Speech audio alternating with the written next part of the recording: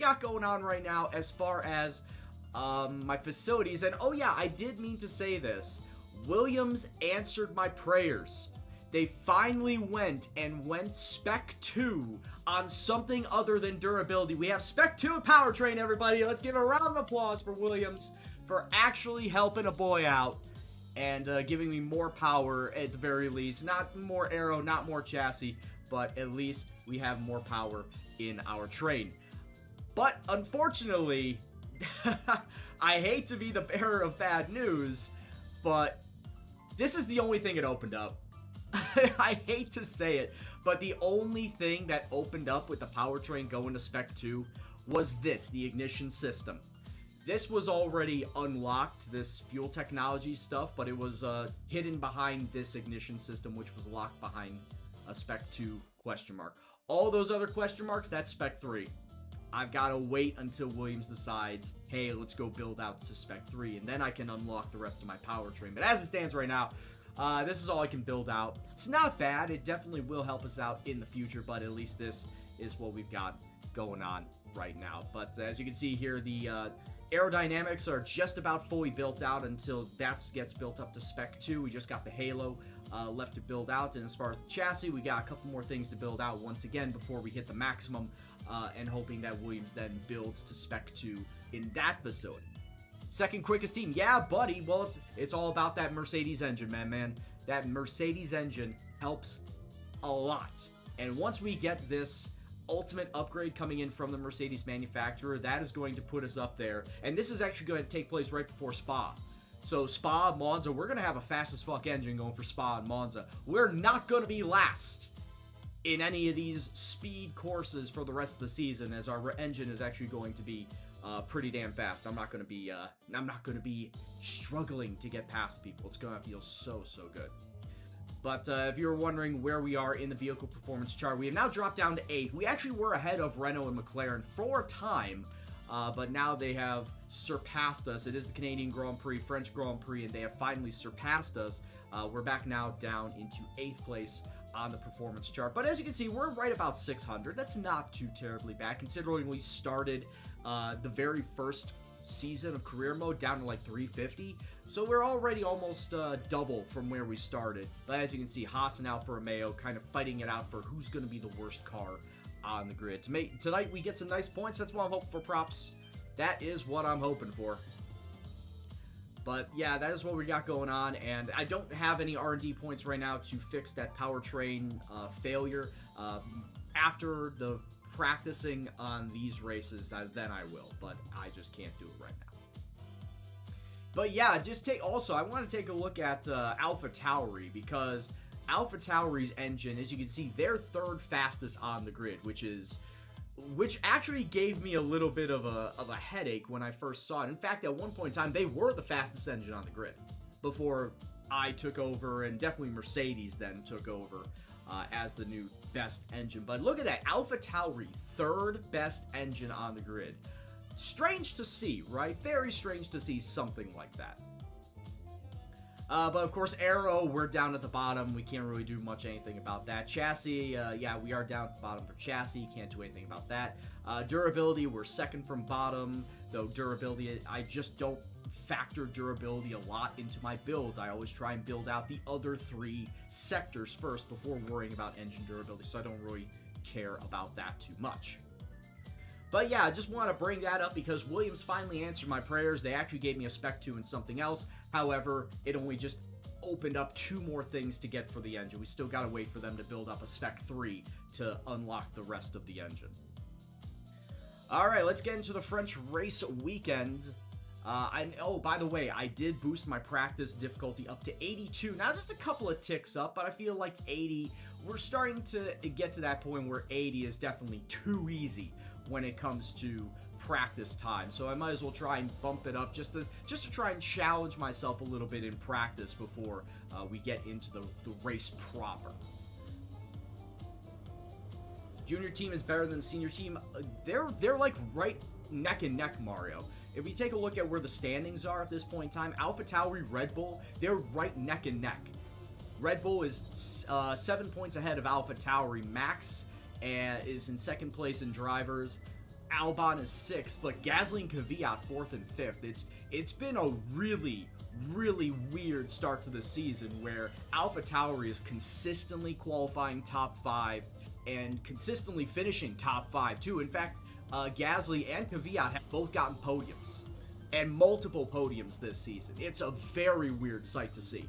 That they just have a good car, and with Gasly and Kvyat, I guess they built up enough in the back end that their driver ability is putting their car to the forefront.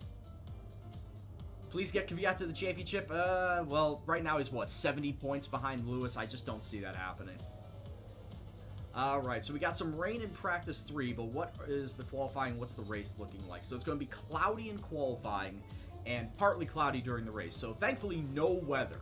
No wet weather to worry about in this race, something I never like to see. So let's just get into it. Bottas won back-to-back championships, is about to win a third. Yeah, Bottas, in the first season of my team career, Bottas won season 1. Here, Lewis Hamilton won season 1. But Bottas was right on his ass. It was so close. It came down to the final race. But also in my team career, Lewis Hamilton did not win a championship. It was Bottas, it was Leclerc, and then it was Alexander Albon, who was on my team in my team career mode. So Hamilton just did not get a chance to win a title. Some extra data during this session. Hey, what's going on, Nikki? Nothing you need to worry about, but as we have some new parts, we'll just confirm they're performing to spec. Alright, car setup. Let me get these brakes all the way up. Oh yeah, that was another thing I wanted to talk to you about, Sarancia. I just felt like I wasn't getting a lot of speed at Monaco down the straights. So I think that the wing setup that you sent me as part of your setup, I think it needs to be tweaked down a little bit. In all honesty, I think that the front wing needs to be, in fact, probably both. It should probably, instead of 10 and 11 that you sent, it probably should be 9 and 10. Just drop it down a tad on both front and rear aero, just so you could get at least a little bit of speed going down those straightaways, going down start-finish straight, going up Massenet, going down the tunnel stretch. I feel that you need to get a little bit less wing to get a little bit faster. If you want to know specific information or make certain changes to the car during a pit stop, you can tell me what you want over the radio. Press and hold the radio button to activate the system, and you can either speak the command or select... You did a 3-hour interview earlier. Jesus Christ. I could bet you were nervous. I hope that you did well. Good luck on your interview, or good luck on your potential advancement. I threw in several more applications today, and actually threw in a couple for some government jobs. First time I've ever applied for anything government related. Hey, they have some programming jobs open for the government. I might as well take some opportunity for it.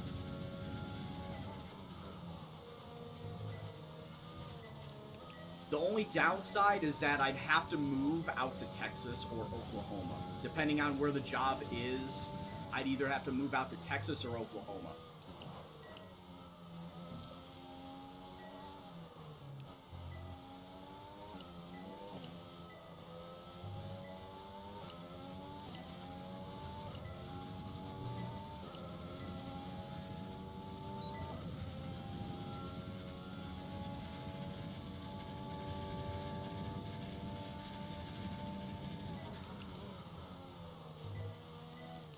You turn down the differential to get more grip. Yeah, that's right. You said you turned down it to, what was it? 75 or something like that? You turned the off-throttle differential to 75, I believe is what you said on Discord.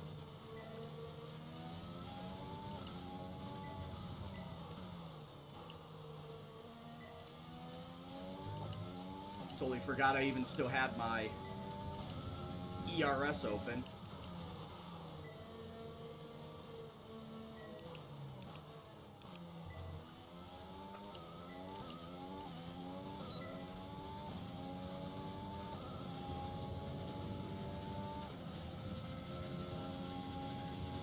Alright, we'll go with that. Off throttle is currently between 60 and 70, depends on the track. Gotcha. Sarantia, you currently have it at 911 for Monaco. Okay, so I wasn't that far off with my estimations of, dropping it down. CIA O'Brien. No, it definitely would not be CIA.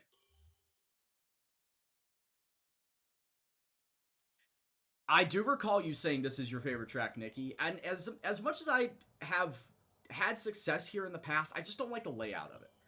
Like, I may mention this many times before, is I just don't like the flow of this track. You just brought in Charles as a teammate. Hey, if you got yourself a good car, expect him to vie for a driver's title. Yeah, that makes sense. Mr. Sweaty Darts, thanks for the follow, my man. Hope you're doing well. I did see you talk a little bit in chat. I'm sorry if I didn't catch what you were saying. The chat went by as I was driving, so I couldn't quite react to what you were saying. If you want to say it again, go ahead.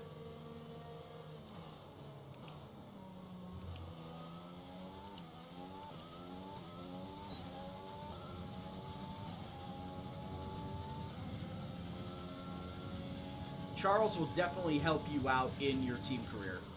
Definitely. Charles, Max. Like, I brought in Albon. Albon's a much better driver in AI compared to IRL. That just seems to be the truth at this point in time. Uh-oh.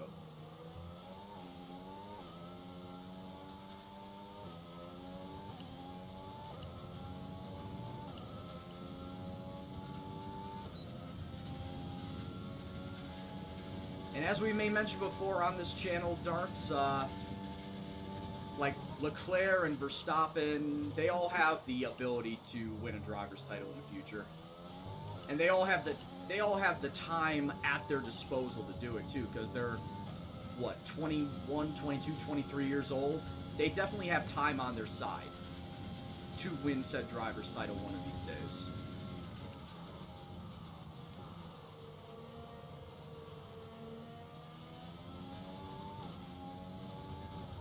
That's also another thing. It looks like that the French track is just like one giant curve. It's one giant corner. Because, as I may mention before, this driving line that I have is strictly corners only. But it looks like that it just stays on for the majority of this track. So it's like, oh, it's one giant corner. Apart from the straights, it's just one giant corner. Program complete. How confident am I that Everton will beat Manchester United? See, it's still Manchester United at the end of the day. I'm never really confident about going up against a team like that. I would be optimistic if Everton got a draw.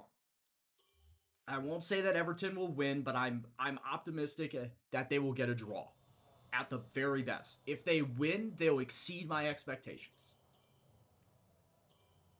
What about Hamilton? He may leave. Who's going to fill that spot? George Russell. They would immediately promote George Russell.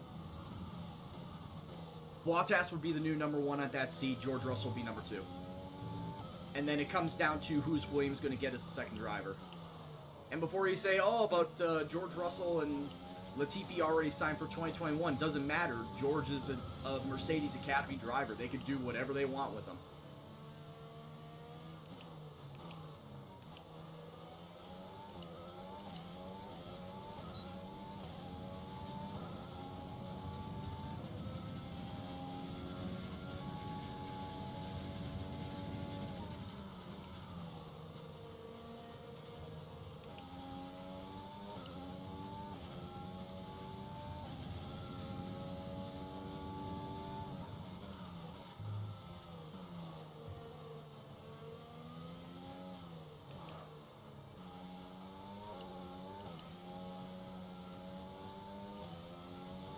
Yeah, see, I'm starting to hit the time deltas just as well on a difficulty level of 82 in practice, so I might as well go with 82, or I might even start bumping it up even more.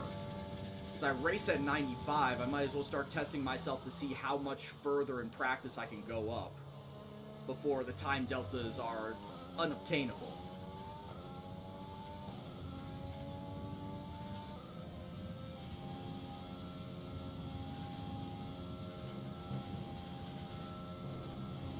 Leclerc is not going to leave Mercedes, or Leclerc's not going to leave Ferrari. He has said that he pretty much loves it at Ferrari. So I cannot see him leaving Ferrari. Like, he feels like he's indebted to the team. Max is not going to leave Red Bull because of the fact that he has been invested so much in by Red Bull. Plus, he loves at the team as much as he comes off like a dickhead. He loves it at the team. So they are not going to go to Mercedes. But I mean, if you're talking about a young prodigy up and comer that has potential, why not look within your own academy? You got George Russell right there, so you might as well bring him up.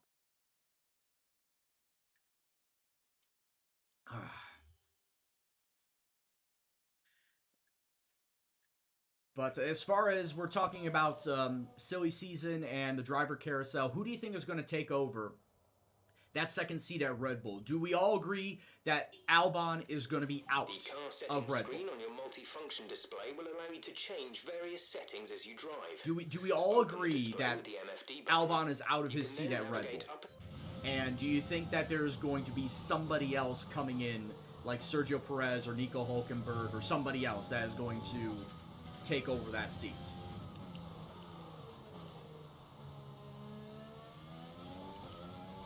With the weather coming in, I might have to wait until pre-practice 2 to work on some of these other practice programs.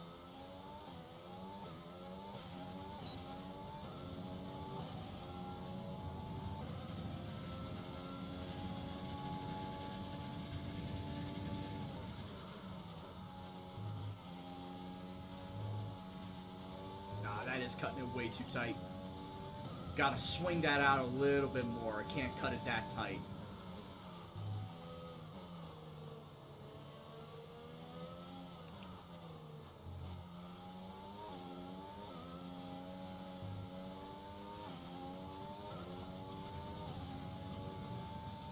I do think that Albon is a good driver. I just don't think he's a great driver. He may have the potential to be a great driver, but he's not showing it right now.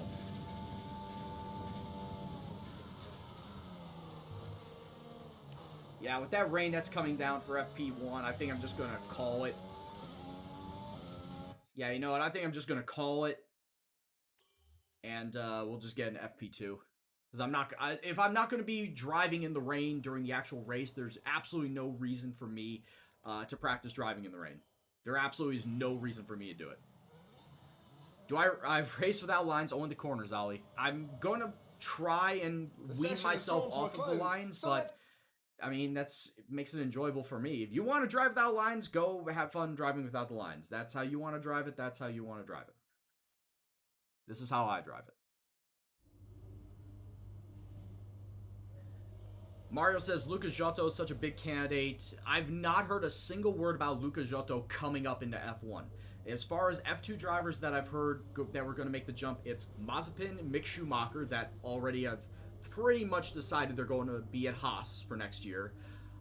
There's also the potential of Yuki Tsunoda coming up to take over the AlphaTauri spot that is going to be replacing Daniel Kvyat, because from what I've heard, Daniel Kvyat's going to be out after this year. So you bring up somebody from the Red Bull Academy to fill that spot. And then, yeah, it's either Sergio Perez or Nico Hulkenberg. I don't know which one is leaning more towards at this point in time that is going to take over Albon's spot at Red Bull. But as far as Lucas Giotto, not had a single word, have not heard a single word about Lucas Giotto coming on up.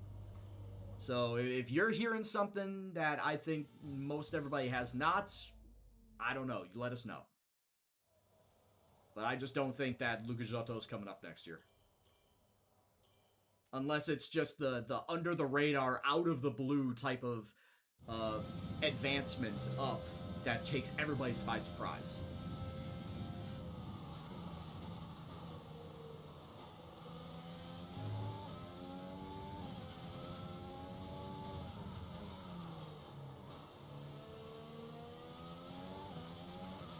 I mean, Mario, I understand what he has done. Tell that to the actual teams in F1 that are looking at everybody but him. The whole reason why Mazepin's being brought up is because he's got money, or his father's got money. and is going to help with attracting sponsors to Haas. Mick Schumacher's being brought up not just because of his name, but he himself is also potentially going to win the F2 championship. And then, like I said, Yuki Tsunoda is part of the Red Bull Academy, and Red Bull is notorious for bringing up drivers from their academy to fill seats. I think they've only done it once, or they've only not done it once. So the logic is they bring up Tsunoda to go to AlphaTauri.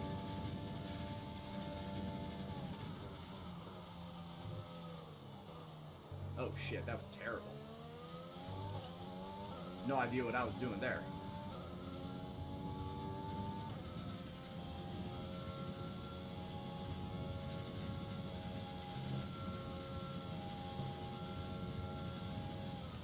So while Lucas Giotto may have the credentials, he just will not have a spot.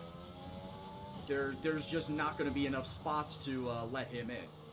Which also is kind of the reason why Matsushita has given up on trying to get into F1, as Matsushita had done pretty well over the last couple of years, until this season, where it looks like that he just quit halfway through, and has gone back to Japan so he can race in the Japanese series.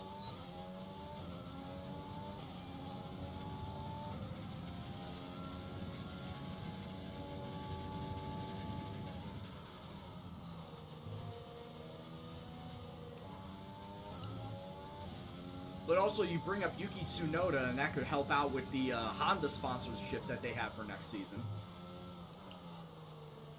Before they ultimately cut ties with them and either build their own engine or get Porsche as their engine sponsor.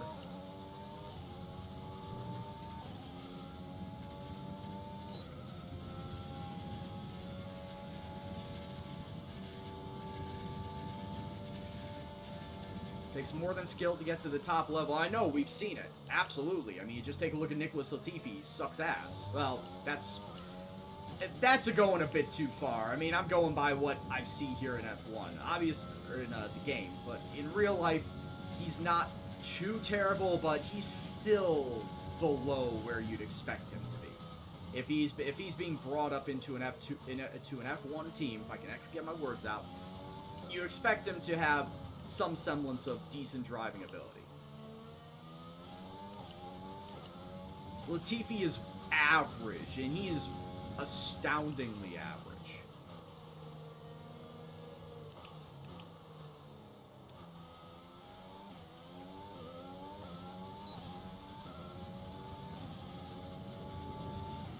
But he's got his seat at Williams because his daddy owns Sofina, and guess what? Sofina's the main sponsor of Williams.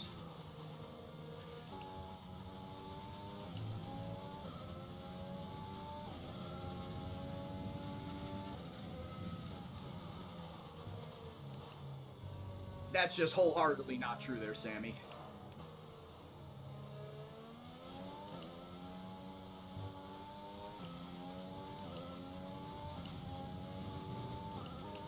Whoa, what was I doing there?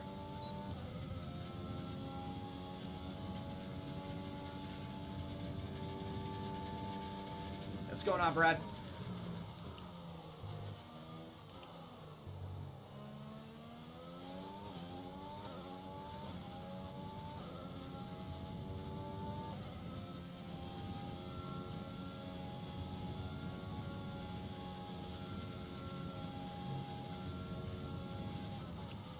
Yeah, okay, and that was one race.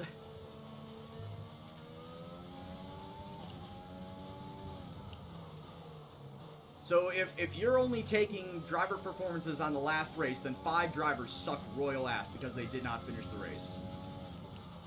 Which means that you're saying that Max Verstappen sucks royal ass because he did not finish the race.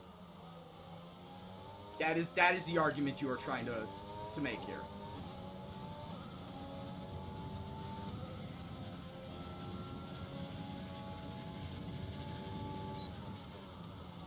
I would also like to point out he is on a Williams, and he is trying his damn best to make that piece of shit car go as fast as it possibly can. If you don't understand that, then I don't know if you watch F1 or not, because you need to understand that.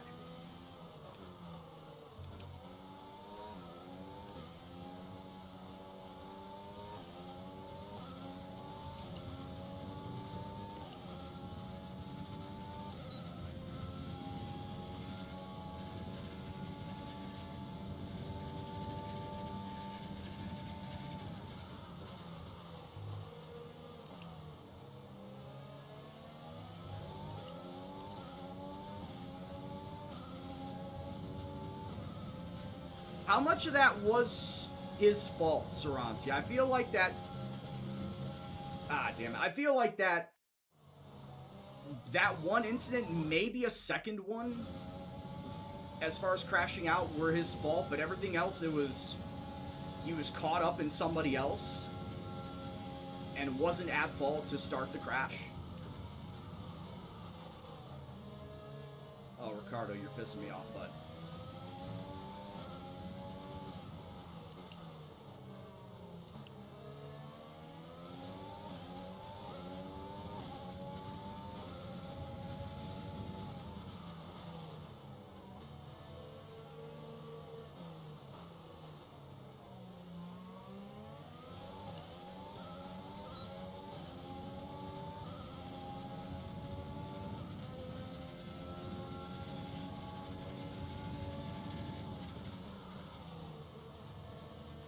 I'm just doing 5 laps so I can get the most amount of data for my car.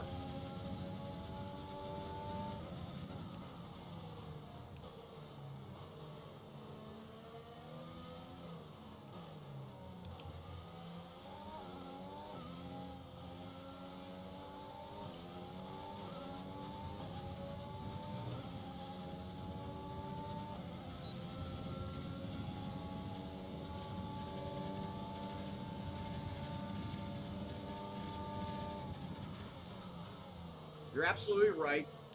He could learn to mitigate any sort of crashes, whether it's caused by himself or somebody else. Just with time, experience will help with him being a better driver, for sure. Because at this point in time, Russell's only, what, 21? At most, he's 21.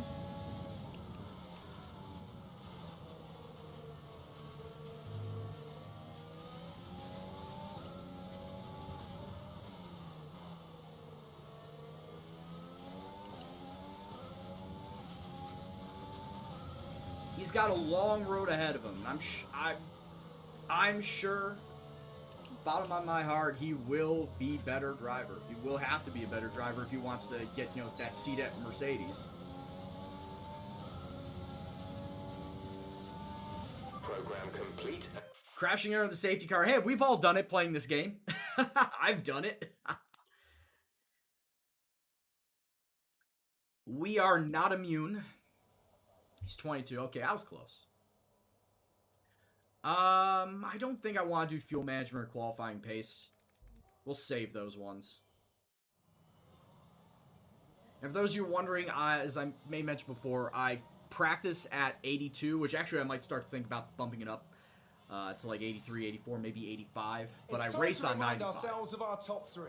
Who are Sainz, Bottas, and O'Brien. Yes, my teammate Albon crashed. He crashed into the safety car during one of the final laps of the race because it just started raining and he was on slicks. And he crashed into the safety car. So yeah, even the AI can't get away from it. Alright, 85, 95. And, alright, as far as my power unit goes, I gotta switch into my game day unit. I got a practice engine and I got a real engine. And it's looking almost about that time to start getting replacement engine parts. As here we are on race 10, just about halfway through the season. I'm looking into trying to figure out which replacement engine part I should go and pick up first. But, okay, we're going to go with that. And skip the rest. Same counts for Leclerc, Norris, Stroll. If Mick joins F1, he will also fall or fail in his first season. Yeah, see, that's the thing. I don't expect him to hit the ground running. Especially since he's driving for Haas. Don't expect Mick Schumacher to hit the ground running. I don't expect him to be last by any stretch of the imagination, like consistently. But don't expect him to be trying to vie for 10th place or something like that. Don't expect him to vie for points. He's going to be in that bottom table hell in his first season or two, just as he's getting his bearings. He may move teams, who knows? He may move teams out of Haas once his initial contract is done with them, and he may move to a better team. It all just remains to be seen.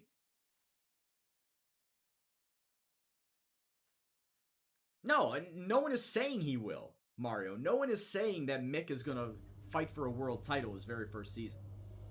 I'm not saying that. Saranti is not saying that. No one is saying that. Alright, so as I said before, I want to fix that. So that'll get done.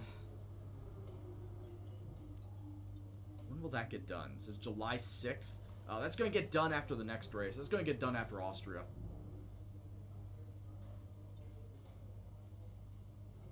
Which actually, now that I think about it, if July 6th is after Austria... Oh, wow. This ultimate upgrade is going to be... This ultimate upgrade is either going to come day of Austria or day after Austria. So, we're going to get that ultimate upgrade of that engine part for Silverstone, isn't it? Yeah, we're going to get it for Silverstone. And like I said, I knew I was going to have it before Spa and Monza. That's going to help our power output immensely going forward. Driver's contract can end in the middle of the season. Yeah, it ends halfway through the season. I don't know why they programmed it like that. I guess this is more so the fact of not just the driver career, but more so the team career, where if you wanted to switch out drivers mid-season, especially if you're just starting out, you will have that ability to do so. It does seem really weird, but hey, it happens in real life. Just take a look at what Red Bull did last year, where they swapped out Albon for Gasly mid-season. It's not like it's something unprecedented. It's definitely not unprecedented, but it is rare that you just jettison a driver halfway through the season. Alright, so I got my practice engine out and the race engine in. Let's hit qualifying, and let's see if we can try and get into Q2. We've made a couple of Q2s this season. Let's see if we can get into another one. It does look ominous out there, but it is going to clear up. Don't worry about that. Alright, car setup, drop the fuel load. At this point in time, that's good. Brakes, yeah, I want to keep brakes of 153. And let's go hit the track.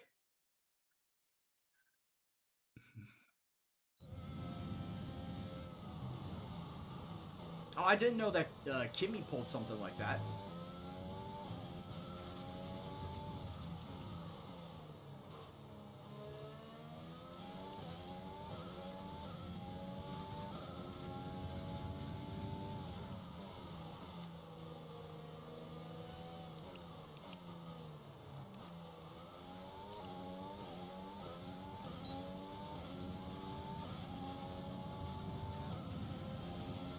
Who did it happen to in 16 and 18? Oh, shit. Automatically. You hate to see it. What's going on, Bazzy?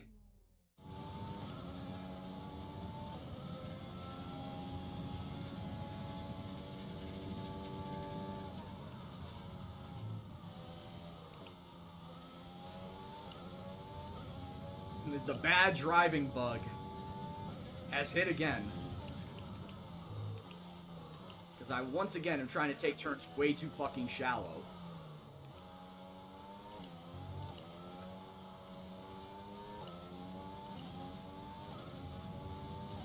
For any and all road courses, that seems to be my problem, is I try to take the turns way too shallow. Dude, HJR, it's been a while. How you doing, bud? Alright, take it easy, Sweaty. Ah, this time I just took it way too wide. It's okay, I'll get another run at this.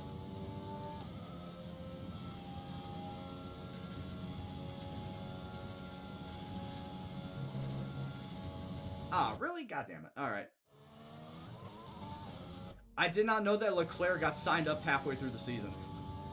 I probably should have known that since I watched Drive to Survive and 2018 was the first season.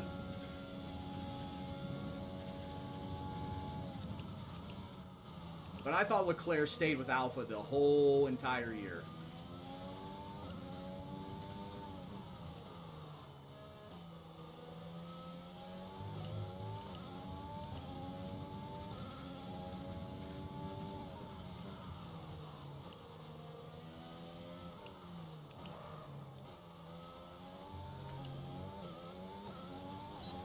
once again, problem, taking turn too shallow. I should not be getting a 1 minute 30. I should not be getting a 1 minute 30, and already I know I'm going to be last. So I need to go out and put together a better time. I need to get a better time. Yeah, I'm losing to Kimi. Actually, I'm beating Giovinazzi, so that's a win. That's a win at least. Alright, I'm 18th right now, and I know Magnussen and Giovinazzi are going to get faster time. If I want to make the cutoff, I have to beat Kimi. And Kimi is 0.2 of a second faster than me. Safety, I would say that if I want to safely make it into Q2, I am going to have to get somewhere 0.3, 0.4 faster. If I want to safely make it in Q2.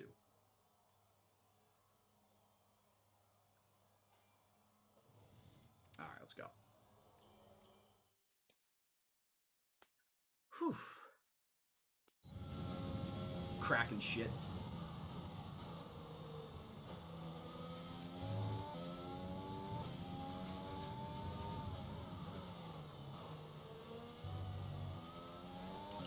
No, Mario, the drink is not on. The drink is not on. You have no drink.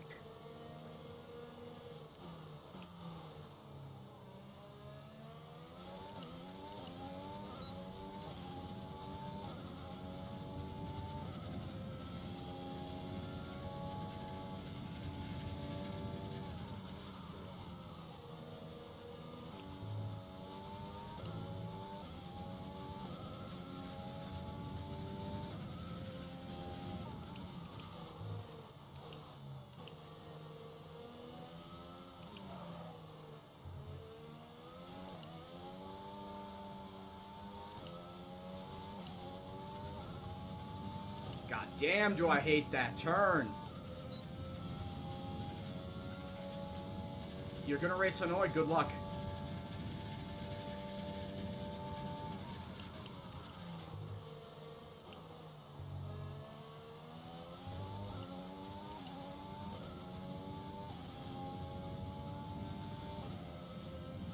Yeah, but goddamn, do I hate these turns.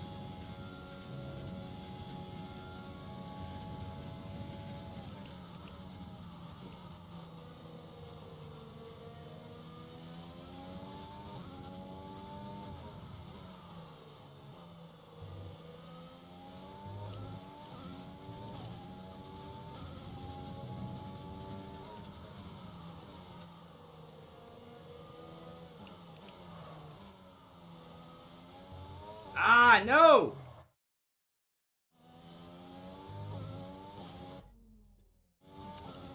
Yes, my cockpit camera is default.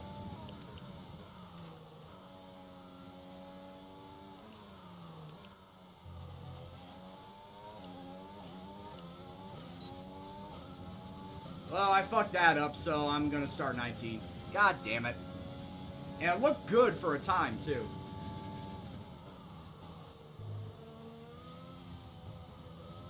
No, I've not changed the field of view. It is default.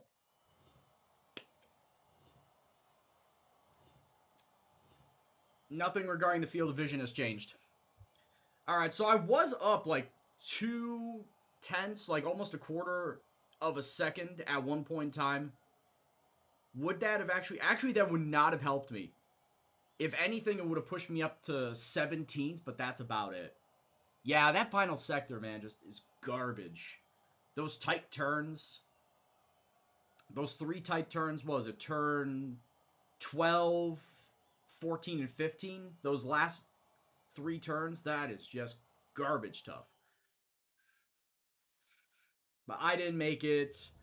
Good day None of the alphas made it. Let's have your take on it. It's How terrible. will not making Q3 affect your strategy tomorrow? Throws a spanner in the works, but I'm in a Williams. How do you feel Claire. this season is going for you? Is the car competitive? Yeah, the team's going well. Appreciate your time. See, that's the thing, Oven. I immediately knew that this car has the Mercedes engine. Of course, the Haas has the Ferrari engine. It's not the engine's problem. It's all about trying to make it not brick-like. It's not like you're driving a fucking boat. So you have to you have to go and start with the aero and the chassis upgrades first. That's what I did here.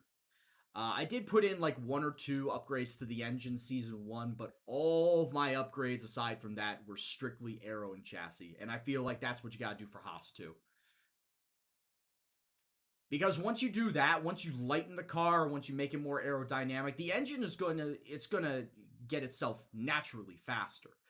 Yeah, of course, then you can start building up the tree for it, but naturally it will get faster with how light you're gonna make it and how more aerodynamic you're gonna make it. That's fine, Mario. I'm not caring about the number right now. In fact, I don't really care about the number ever. People, if that many people want to watch me, awesome. Thanks for coming on in. I appreciate every single one of you. Even if you don't chat with me, if you're just coming on in and watching me, but there's awesome. no points for Saturday.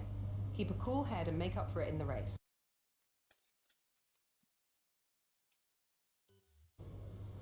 Welcome to F1 2020. Welcome to Twitch streaming, where the numbers are made up and the points don't matter. Or where the games are made up and the numbers don't matter. That's what it is. Alright, so I'm not really going to do anything. 27 laps here at the French Grand Prix. So let's go.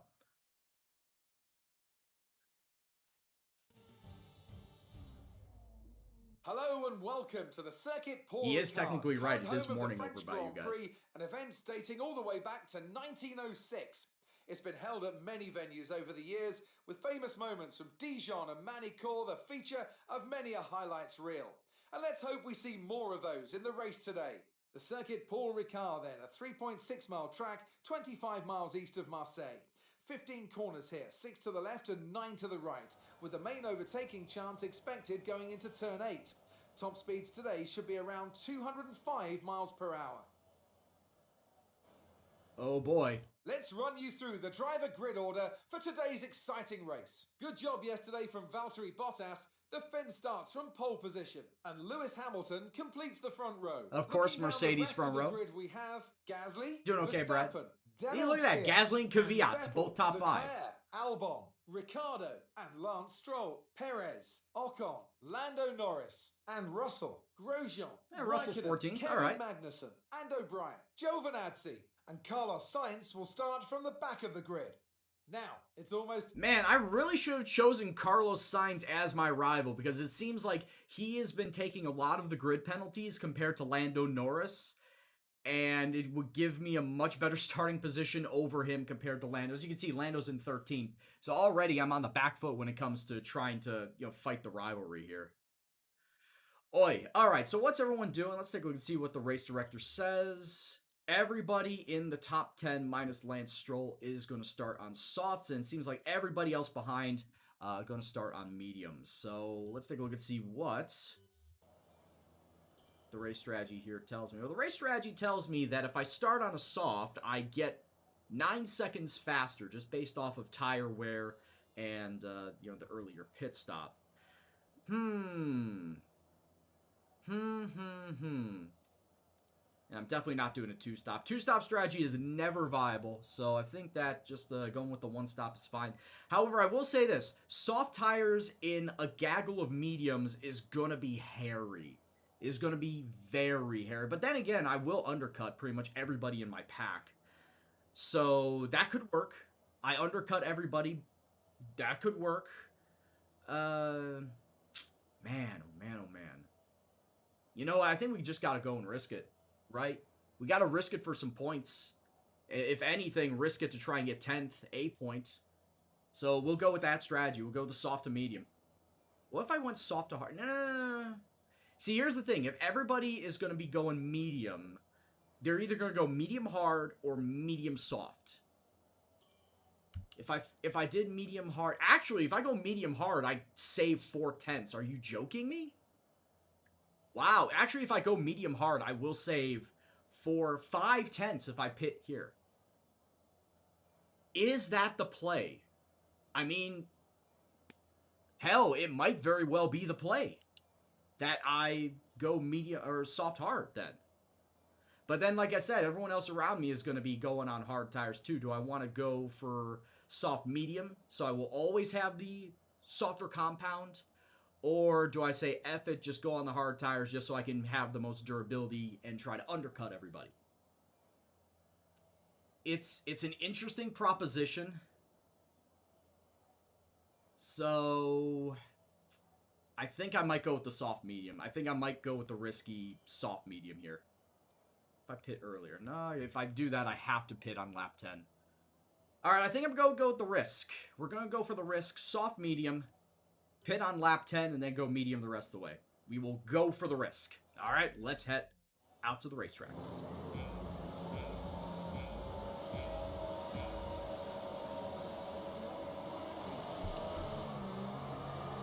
Soft hard was actually faster.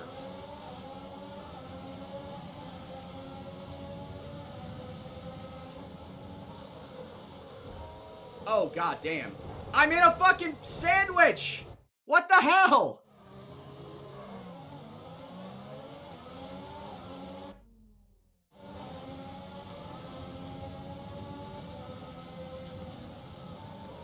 Fuck! Oh, come on. Alright, this one I'll actually count. This one will be my first one.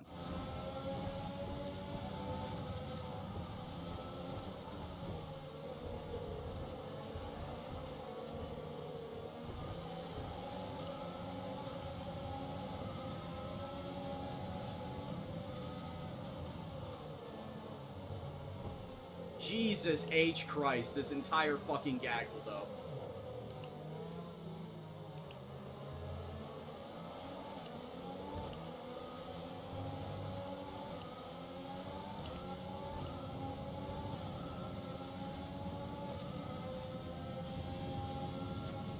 What the fuck do you want? Signs? You being on soft tires too does not help, mate.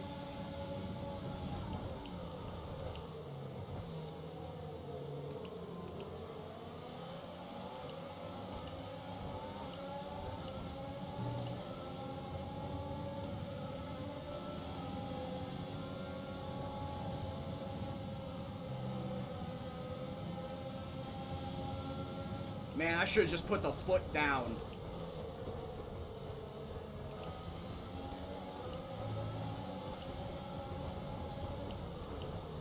I should have just put the foot down and didn't fucking care. But then again, I only have 3 flashbacks. I'm instituting myself 3 flashback rule.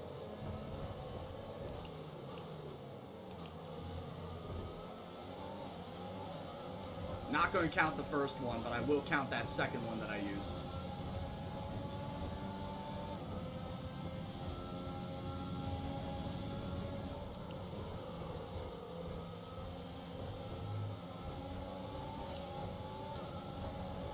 So how do you think Manchester United is going to line up against Everton? I see you talking about Manchester United over there. So I gotta say, well, how do you think they're going to line up against us?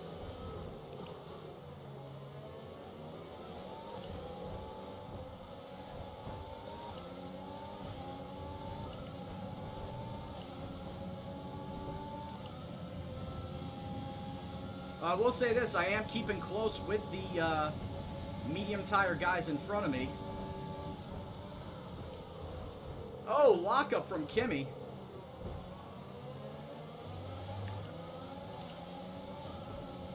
Kimmy, I hate to tell you this, brother, but I'm passing you before turn 10.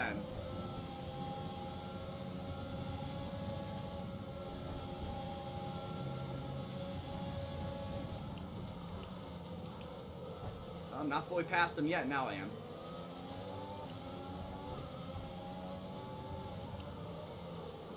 That's 0, 1, 2, 1, 2. You really don't like your defense that much?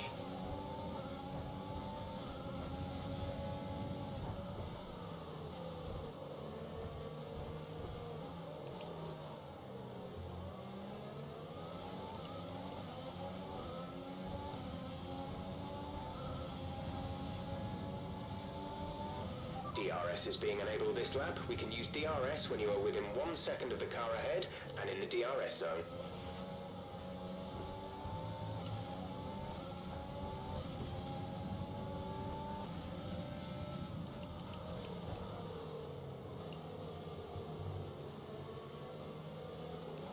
Also, what happened to the guy that you signed? What was his name? Van de Beek. Why does it seem like he's not getting played? Does Oli just not have a spot for him? Does Oli not think that he can fit into his system?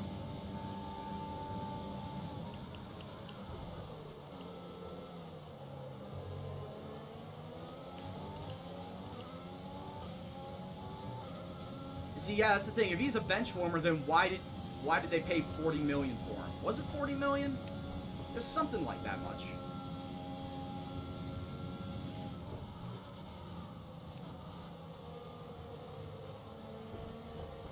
Can't be much worse than Paul Pogba, though, right now.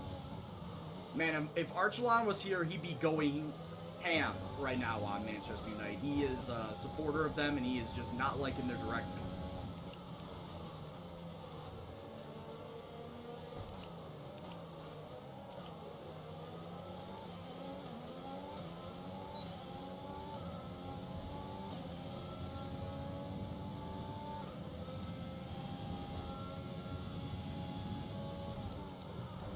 Better than Fred, but not as good as Pogba. Oh, we know Pogba on his day can be good, but when has he recently been that good?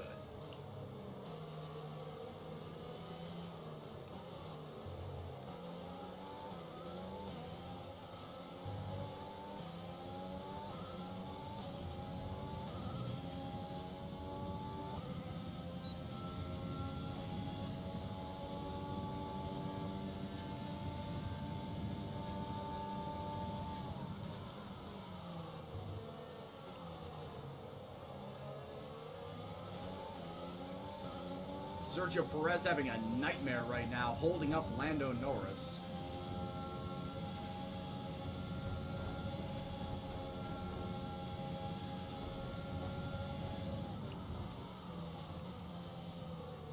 I don't know what I thought I was going to do there.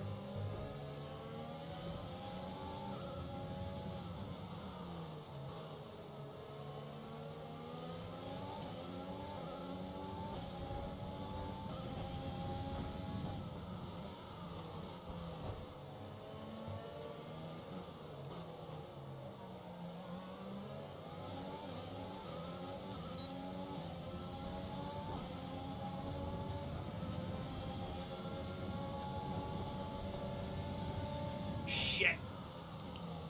Had to back off.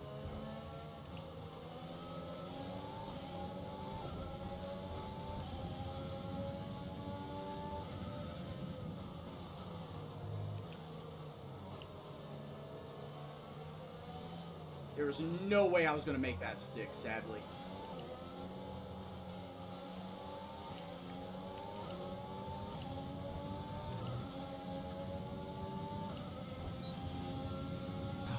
Please. I want to get ahead of this motherfucker already.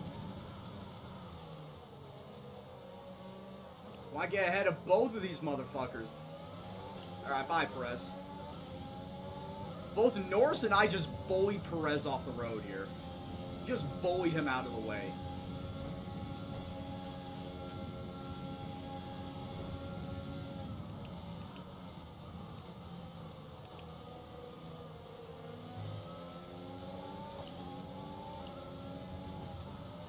I feel like I could bully Norris next lap.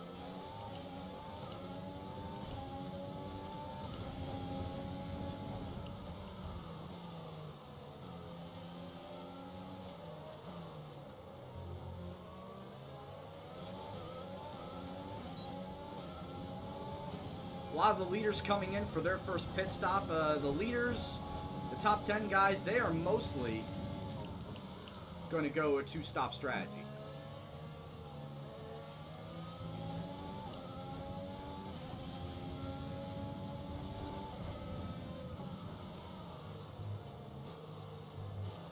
Whoa! Whoa!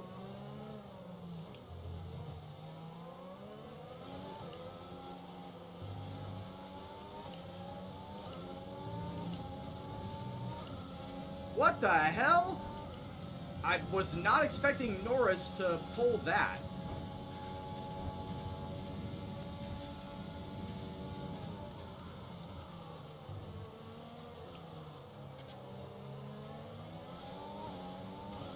Not at all. I was not expecting that.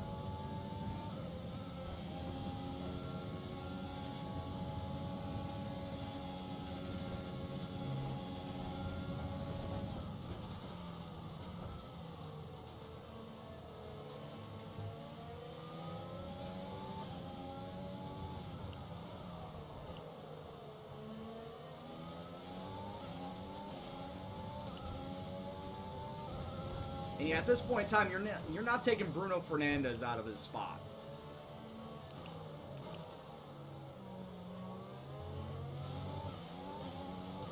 Bruno has been the most on-form guy for United so far this season. There's no way he's losing his spot.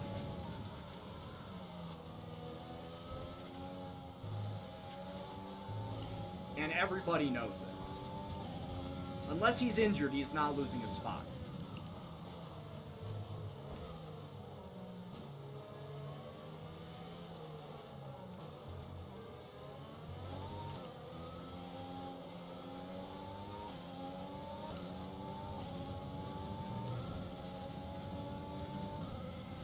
Oh, really?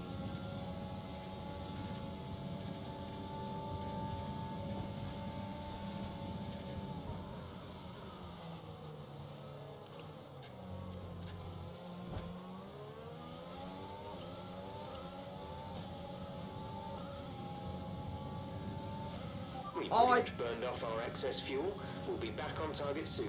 All I Don't did wait was too give long to him turn a the little engine down. love tap, that's all.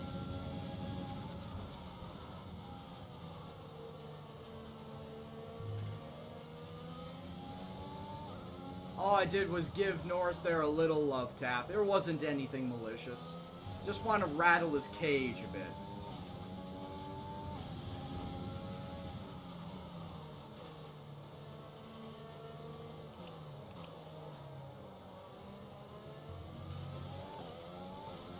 I'm actually a Be little careful, we surprised. think you're going to start losing some tire grip around now. I'm actually a little surprised, though, that I did We're not get approaching a the pit warning. window. You'll be on the mediums.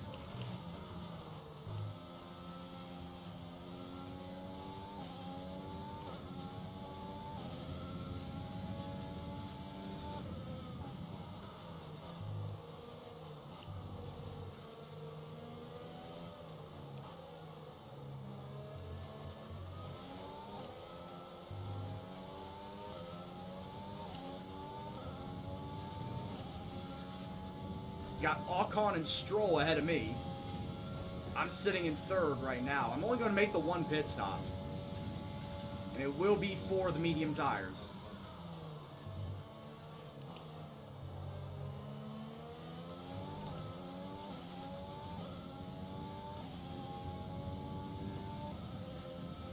How it affects me in the grand scheme, we shall see.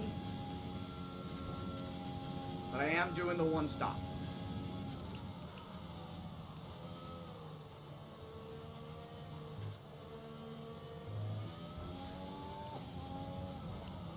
If anybody else that started around me is going to do a one stop too, it'd be medium hard, it looks like.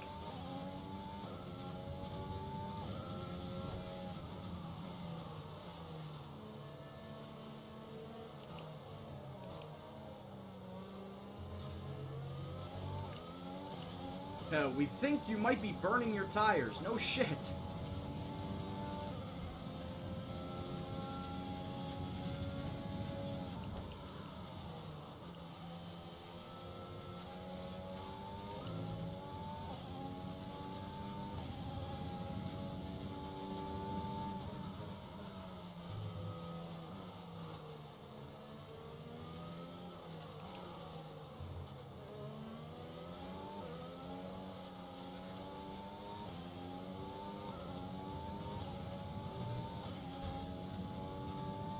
That's honestly where I'm gonna have my fear. Hey, just morals or molders.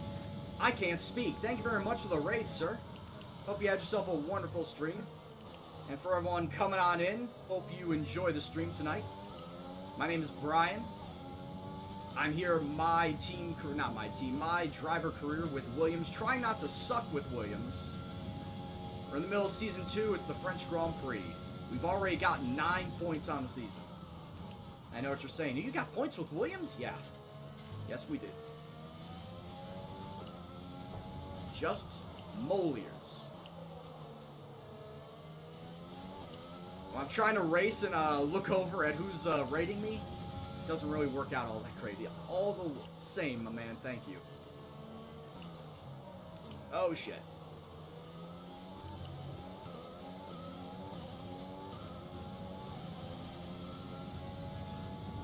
Now, you think you can tell me what to fucking do, Sammy? In this lap, push now.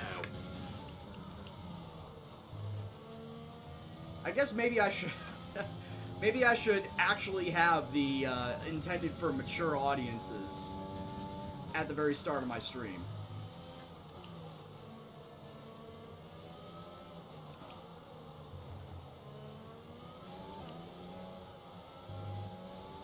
Because that's just me, Sammy. When you come into the stream, that's what you're going to get.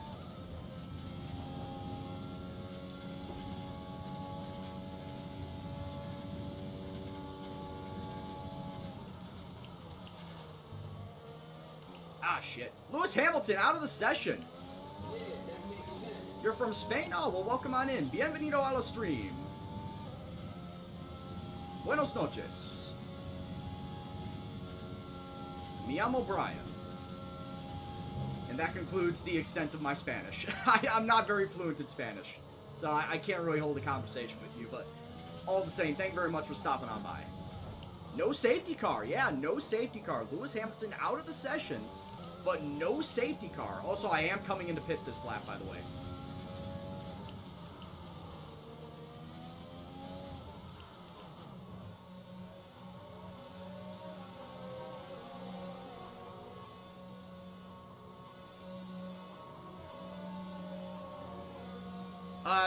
No. Soy español es muy malo.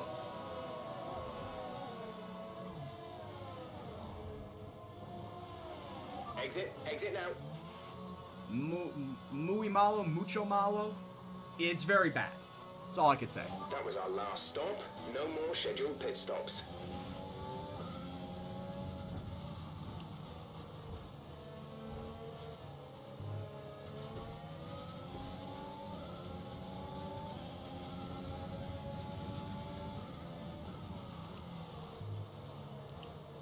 Ah, shit.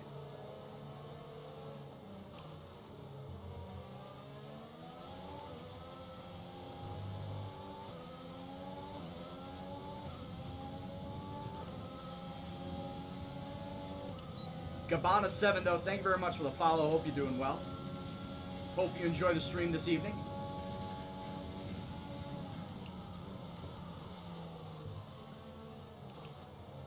Yeah, that makes sense. And also, Just Moliers, thank you very much as well for the follow. Hope you're having yourself a wonderful evening, and once again, appreciate for the raid. Yeah, that makes sense. Sammy, thanks for the follow as well.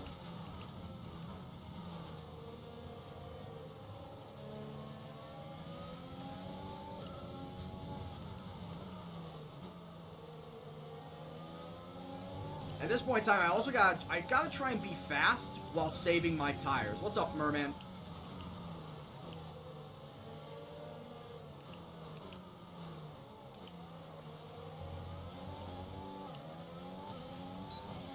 I gotta be fast while saving my tires, also saving fuel too. I can't just use it up all willy-nilly. Of course, if I wanna keep up with Ricardo and Sainz in front of me and try a DRS train off of them, I gotta stay close.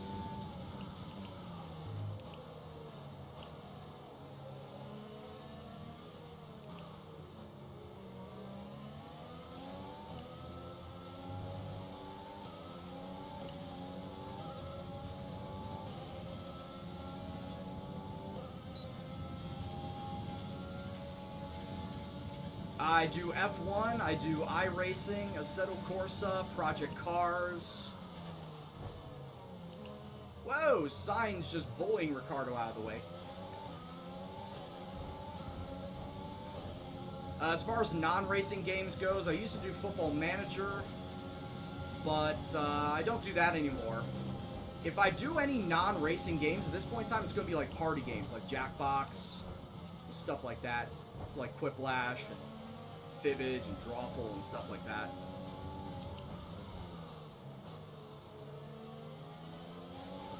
George is in the pits. George in the pits.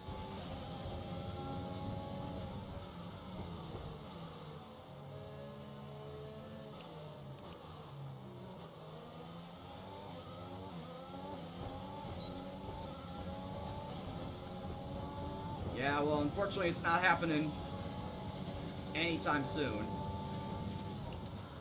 It's also not happening this Friday, definitely not, because I'm going to my parents. Hey, they're making me dinner. If I can get a free dinner out of going to my parents, then I am not going to say no to it.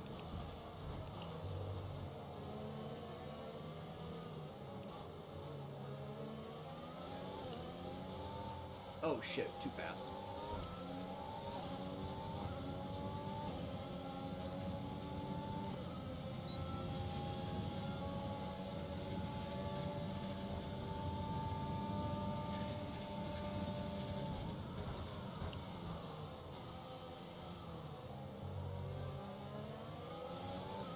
So everyone that just came into the pits, they all went on to hard tires. So everyone that I said would go to hard tires did. Basically everybody that started around me or me. They went to the medium hard strat.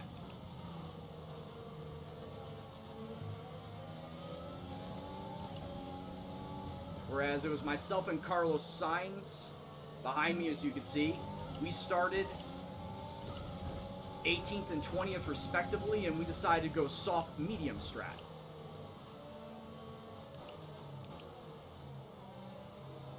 Ah, shit.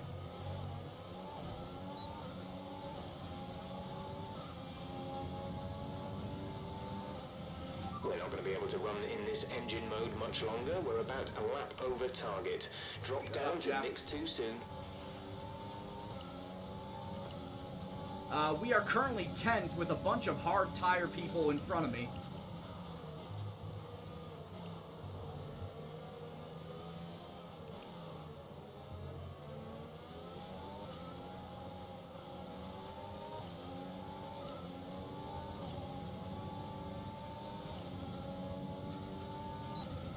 We're in the points with a good chance of getting more points. Like I said, we got the hard tire people in front of me.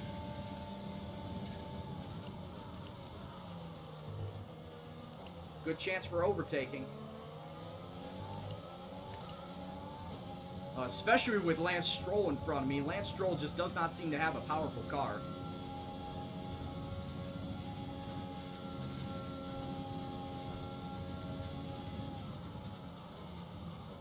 This season, I should say, does not see me as a powerful car.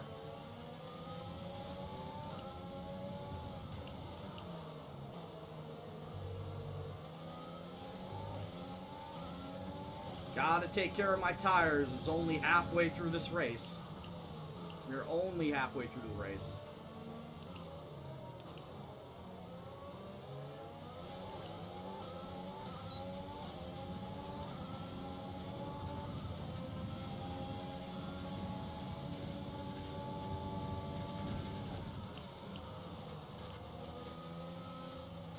Missed the braking zone. I hate myself.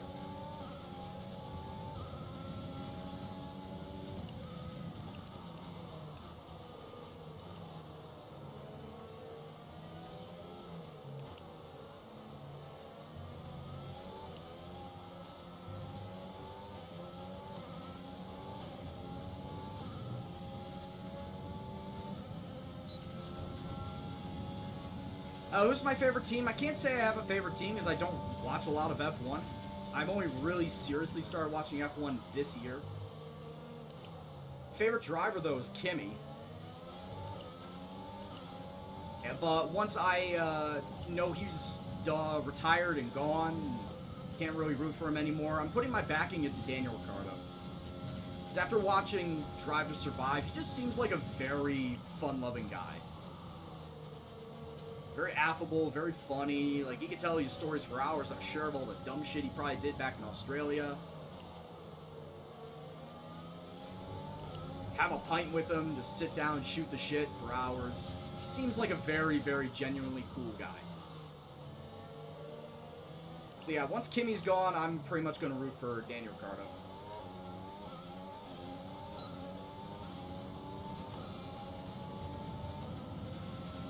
But yeah, like I said, as far as teams go, I'm not really a fan of any one particular team. I would like to see Ferrari do well because, you know, Ferrari are always synonymous with, you know, excellence in racing. It just sucks that they're not really doing that this year.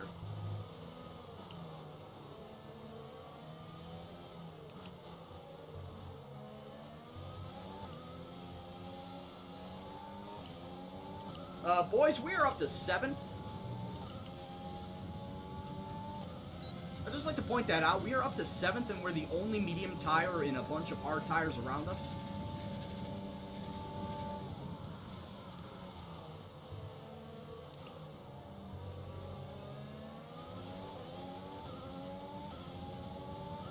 And we might be overtaking Ocon soon for 6th. Oh, beat you to the corner, bitch! What you gonna do about it? Oh, shit. His thought was, let's overtake you right back, but he was not able to beat me through the corner. Yes, I am killing my tires. I do realize that, though.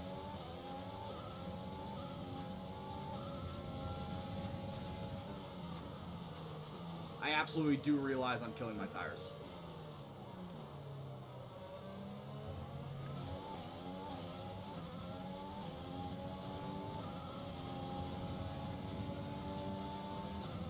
That's not about where I want them to be worn out.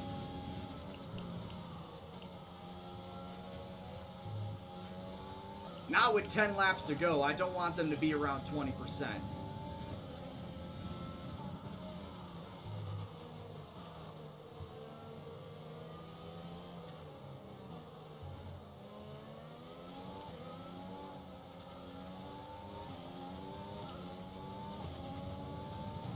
%, with 10 laps to go is a bit on the high side. I hate to say it, but it's a bit on the high side. Stroll, Albon, and I cannot tell who's in front of him. Cannot tell who's in front of Albon. Can anybody figure it out? What color is the dot?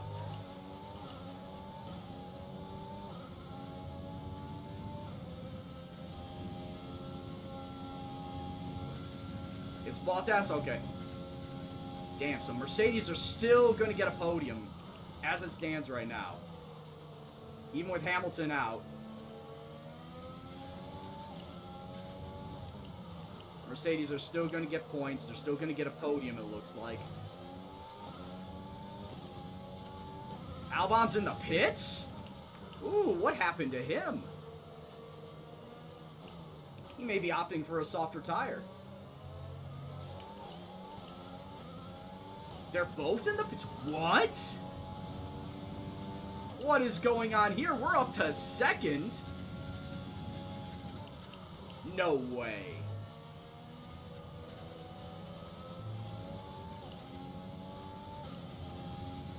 No way is it coming down to the last 10 laps between myself and Lance Stroll.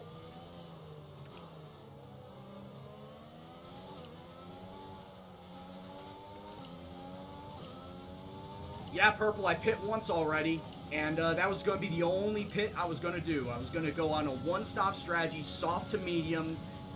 Yes, I know my tires will burn out a lot faster, but I feel very confident in this strategy.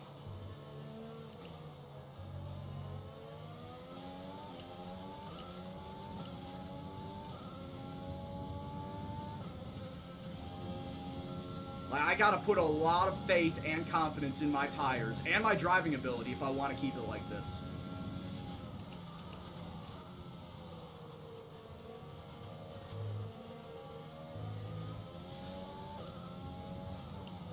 It is indeed France, yes.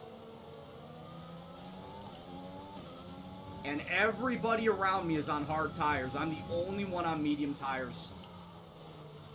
Aside from probably Albon and Bottas that just pit.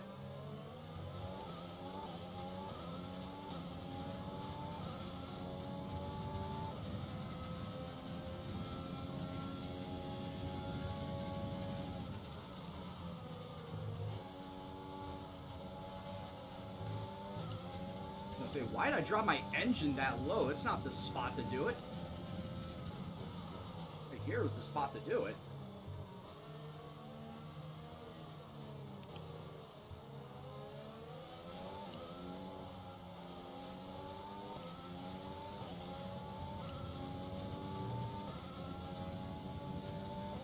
Man, I kind of want to stay behind Stroll.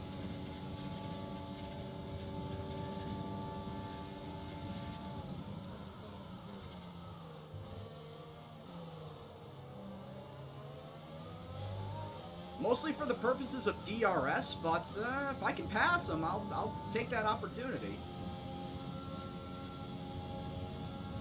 I still think with 8.5 laps left to go, I think that it's still way too early to make the move. Especially since he's got the pace to get it right back.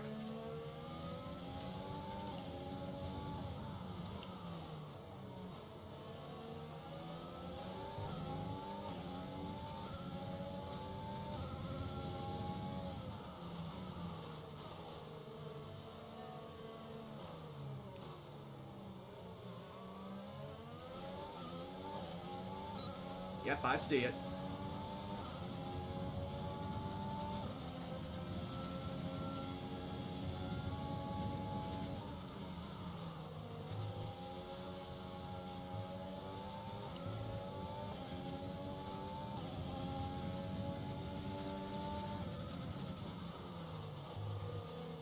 This is gonna be a very momentous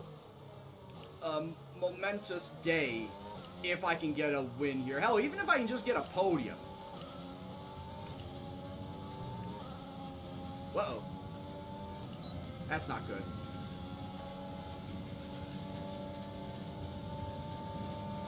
Oh, I don't think I can pass him. I passed him! New leader! New leader! With 7.5 laps to go! Your leader is O'Brien. In a Williams! And we all know the last time a Williams got on podium, it was Lance Stroll behind the wheel. 2017 Baku. When was the last time a Williams won a goddamn race? My tires are fucked. I can tell you that right now, my man. Yeah, my tires are high 20s, low 30s. We advise moving to Mix 2, fuel to Mix 2.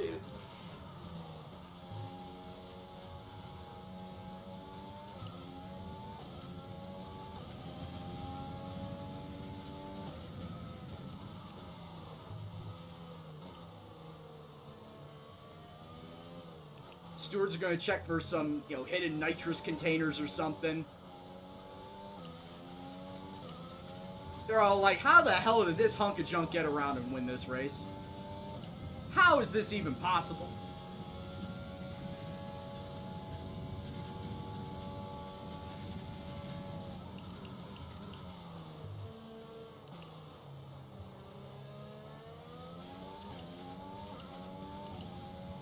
Oh, I certainly hope not, props. And Nikki, there is no rain in sight for this race. There's absolutely zero rain in sight for this race.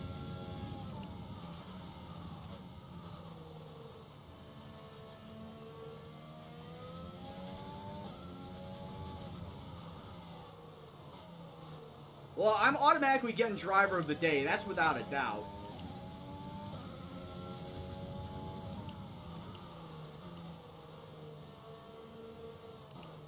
Since I started 18th.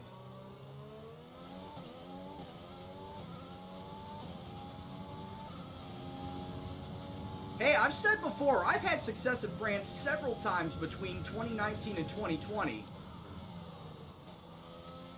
Even though I just don't like the layout of this track. I have won more times here than any other tracks. And I was going to say, like, Russia definitely is second only to this track. And I hate both of those layouts.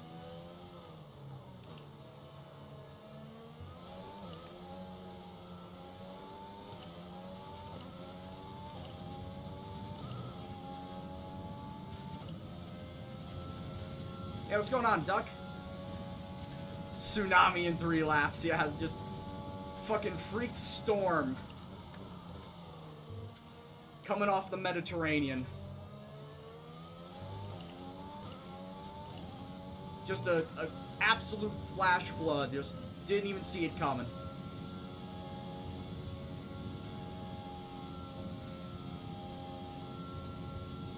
I made you reinstall the game. Dude, it's a good game.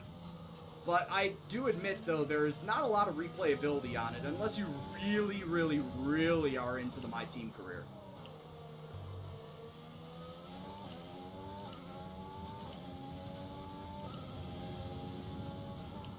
I've now increased my gap to Stroll by 3 seconds.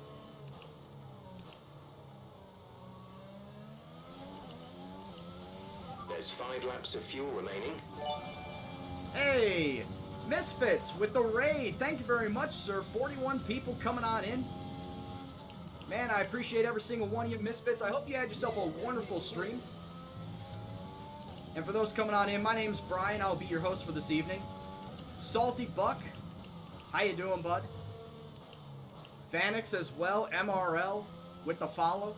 Appreciate it. That makes sense. I can't keep up with you guys. I'll address it when I get onto the straightaway. But once again, appreciate the raid there, Misfits. Keep taking care of them. Achievedian and MRO Freezer, both for the follows. Appreciate it.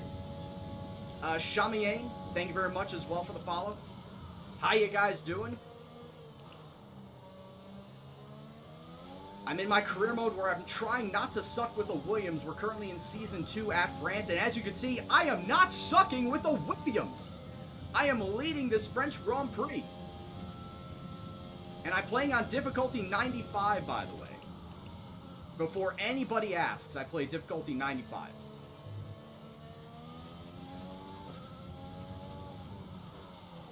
But for everyone that's come on in for the last 2 raids, how you doing?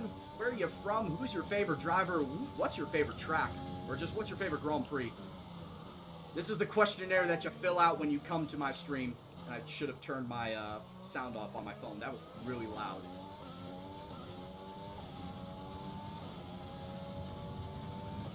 Four laps to go. Guys, if I hold this up, this is legitimately going to be the first, not just win, but first podium in this Williams car. The best finish I had so far this season was 7th. 7th at Bahrain earlier this year.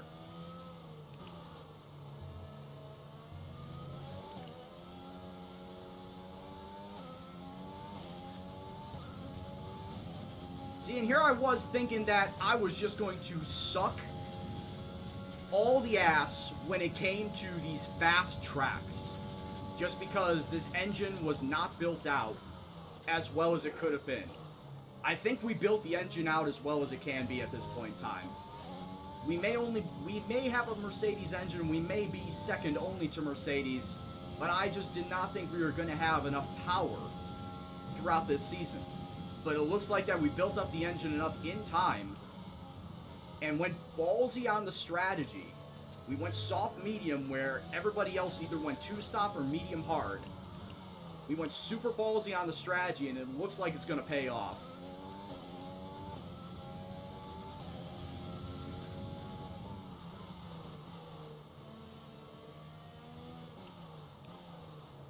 Yeah, the tires are gone, man. This is legitimate Bono, my tires are gone moment. Yeah, my tires, look at that, they're in the 40s. My tires are in the 40s right now.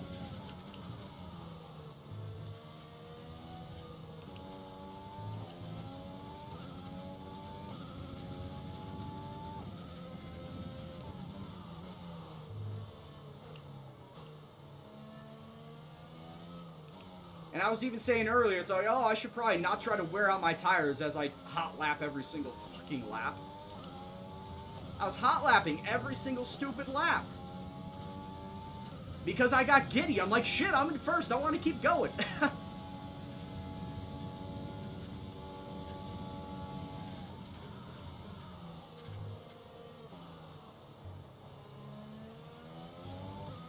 And on top of that, I also have 2 extra I got 2 extra faster pairs, or flashbacks, I should say, at my disposal in case something bad happens, which, knock on wood, I hope nothing does. I want to finish this out clean as a whistle.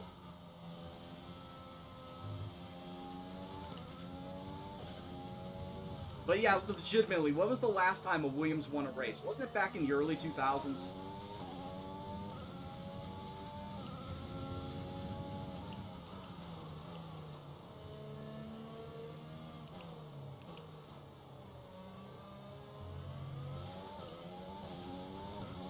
Wait, seriously? Maldonado was driving for Williams at that time?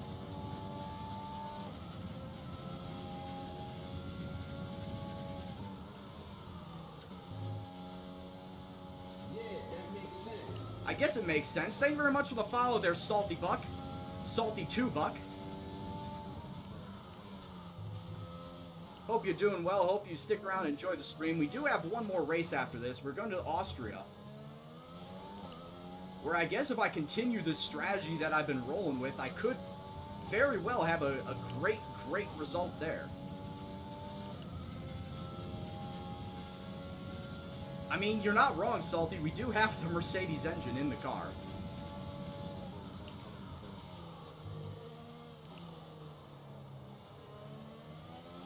It's not like Racing Point, though, where it literally is copy-paste Mercedes.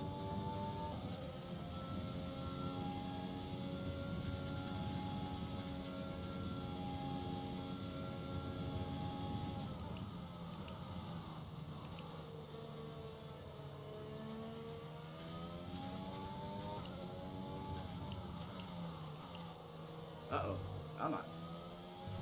There's only 1 lap of fuel remaining. One more lap after this, and we are still holding a solid 3-second lead on Stroll and Gasly, but it looks like Valtteri Bottas is trying to come back from the dead. He is making up all the time in the world.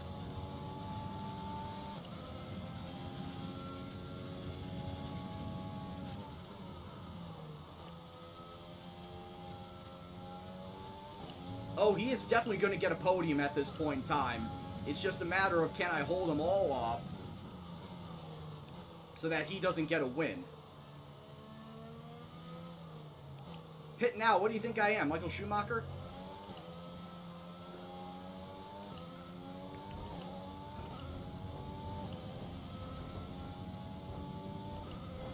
Actually, Stroll, Gasly, and Bottas were all fighting. Look at that, they dropped to 4 seconds back.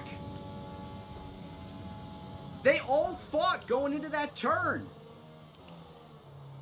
It cost all of them.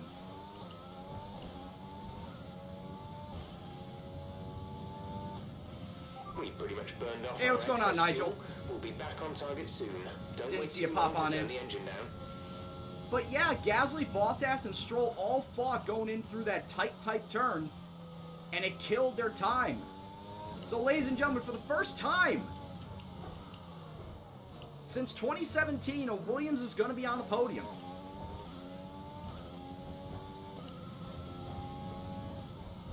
Williams has been looking, hoping for this day to come, and they finally found it with Brian Keita coming around the last turn. Williams is finally going to get its first win since 2012. They win the French Grand Prix.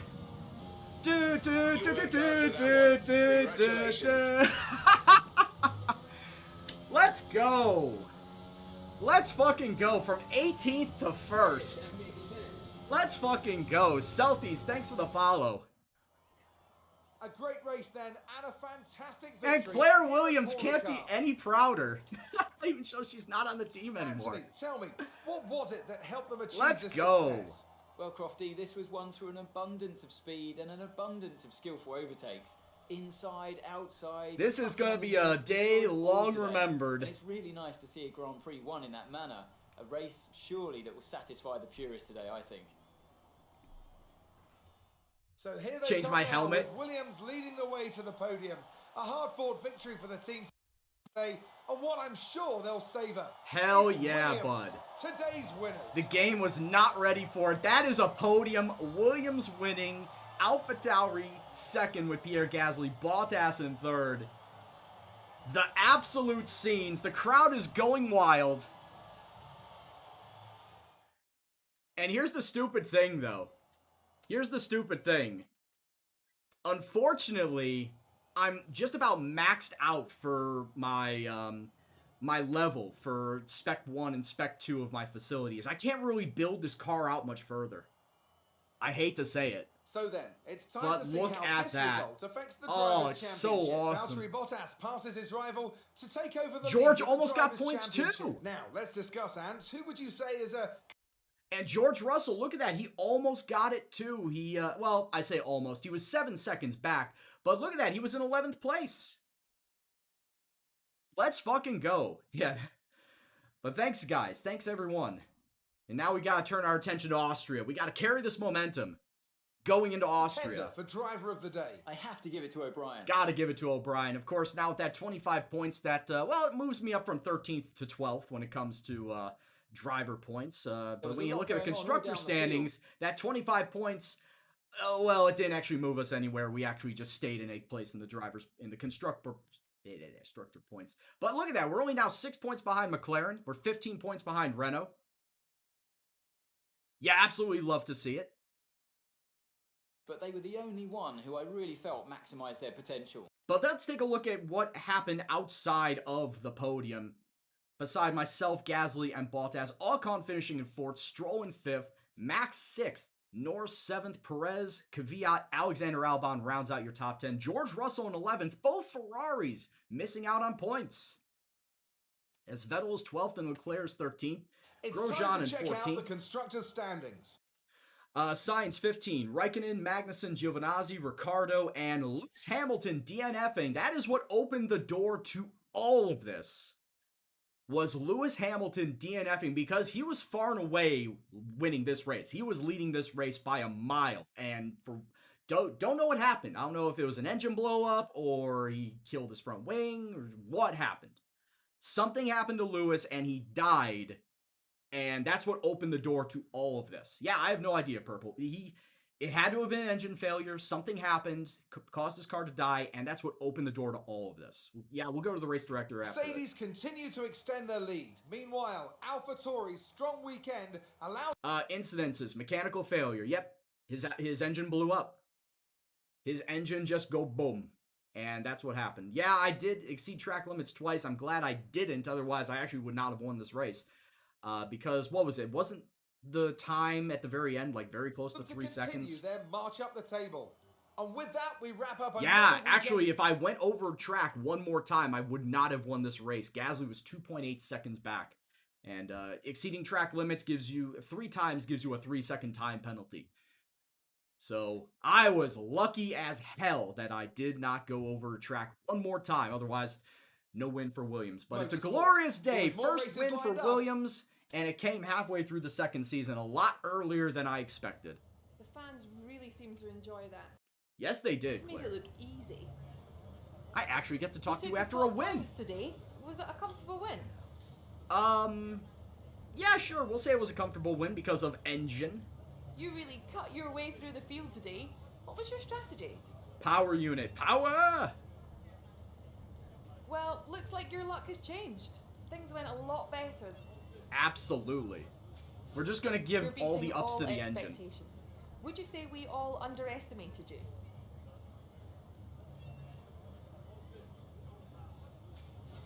Yeah, that was the Appreciate thing. your time. Like, the strategy actually paid off. And I knew going into it, the tires were going to be absolutely dead by the time I was done with the race.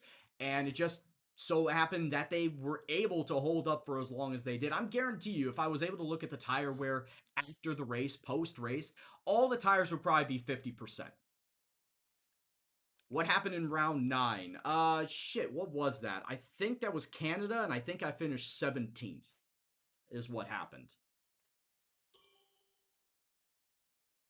What was the cause for winning? Yeah, my engine didn't explode, unlike Lewis's. Yeah, that was a bad day for Lewis Hamilton. But yeah, if you take a look at the standings, like, it's just been kind of lackadaisical up until now at France. You look at that, 11th, 7th at Bahrain. That was actually the first time that I got points in Williams. That's 7th at Bahrain. That was technically a DNF at Vietnam, finishing in 19th. 11th in China, 10th at the Dutch Grand Prix at Zandvoort, and then 17th at Spain, 19th at Monaco. Well, we knew both of those were going to be absolute trash. I was able to get points at Baku, finishing in 9th, and 18th at Canada because of just bad strats, bad driving. I hate to say it. How did Kvyat? He didn't. Kvyat didn't get driver of the day. I did. It showed up, gangsta, that I got driver of the day. This is fastest lap. Yeah, the purple is fastest lap. Where obviously I did not get fastest lap, but yeah, that is a fastest lap time. So Kvyat must have got it on the last lap. But yeah, it's all over the place. The wins and the fastest laps are just all over the place. Max has got a couple wins. Hamilton's got a couple. Bottas has got a couple. Gasly's got a win. Albon's got a win, and now I've got a win. So the wins are just being scattered all over the place. God damn, that is just... I'm just gonna revel. I'm just gonna revel in this right now because holy shit, that was just some amazing ass strategy and driving skill to pull it off. I'm just so happy. You have no idea how happy I am. Alright, take it easy, Brad. Change the helmet? I can't change the helmet. What do you mean change the helmet? You can't change the helmet in my driver career.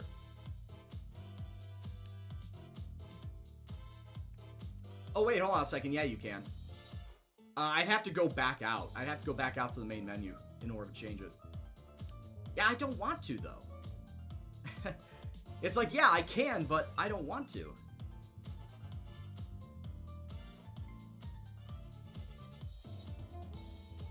Alright, so I'm going back to my practice engine.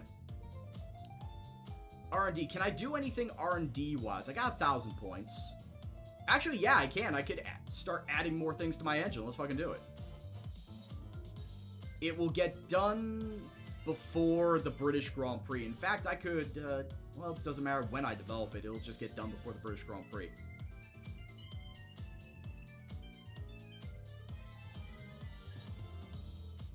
Yeah, but that's the thing. What do I change it to?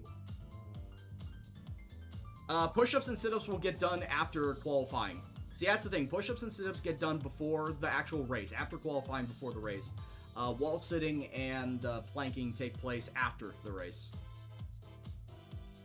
I don't even know what I have it set to, now that I think about it. So yeah, I could go back out and take a look and see what my engine currently is. Also, let me drop this back down to... let's go 83 as my practice difficulty now. Yeah, what do I want to change my helmet to? I don't want to take up too much time because, of course, I also have the iRacing Legacy Cup Series in 2 hours' time, and I don't want to go over and miss that. So yeah, if you take a look at my characters, I believe this, that's my team. This is the career save. So yeah, this is the one. Yeah, that's the one that I currently have right now. I'm not changing it to the British one. Straight up not doing it. I don't even remember when I had this. The whole reason why I did classical. What do I want to do? I mean, I could always go Sebastian Vettel style.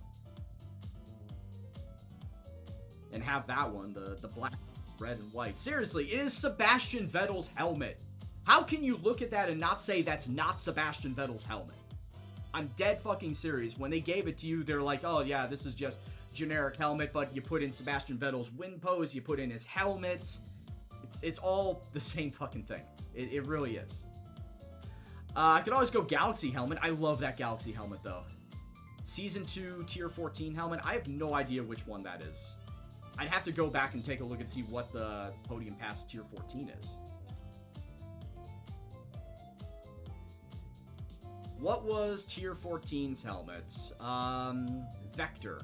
That doesn't look bad. I definitely change up the color scheme for it. What do we got here? Item shop. 5 more days left in this series, by the way, folks. So if there's stuff that you want to buy, like emblems, I don't know why you buy emblems, but I bought this sexy-ass livery. It looks pretty nice. Hey, what's going on, Shorty? I don't want to buy anything. I'm not really caring about the rest of that. If we're talking about helmets, I like that Galaxy helmet, though. I really do. I liked it when I first saw it. Yeah, you got the marbled one here. Change it to Williams colors. Yeah, absolutely. If I did, which is what? It's cyan, white, and black. You need a Shui celebration? Oh yeah, maybe next time. So actually, we'll go this, and we'll change the color. Hold on a second. Change color. So what's it? Cyan. I don't know exactly what type of blue it is for Williams, but yeah, kind of something like that. Cyan, white, and black. I know it's the wrong helmet. I told you, Gangsta, I was going to choose what type of helmet I wanted to. I know you were talking about this specific one. I mean, does it... Hold on a second. Let me see if it even looks good in the colors. Before I even do anything with it, let me see if it even looks good in the colors. And then what's it? Black. That's... Yeah, black. And then what about the green? If I change this to the cyan... what if I change this to white? What changes on white there? And then if I change this to black... it doesn't look too bad.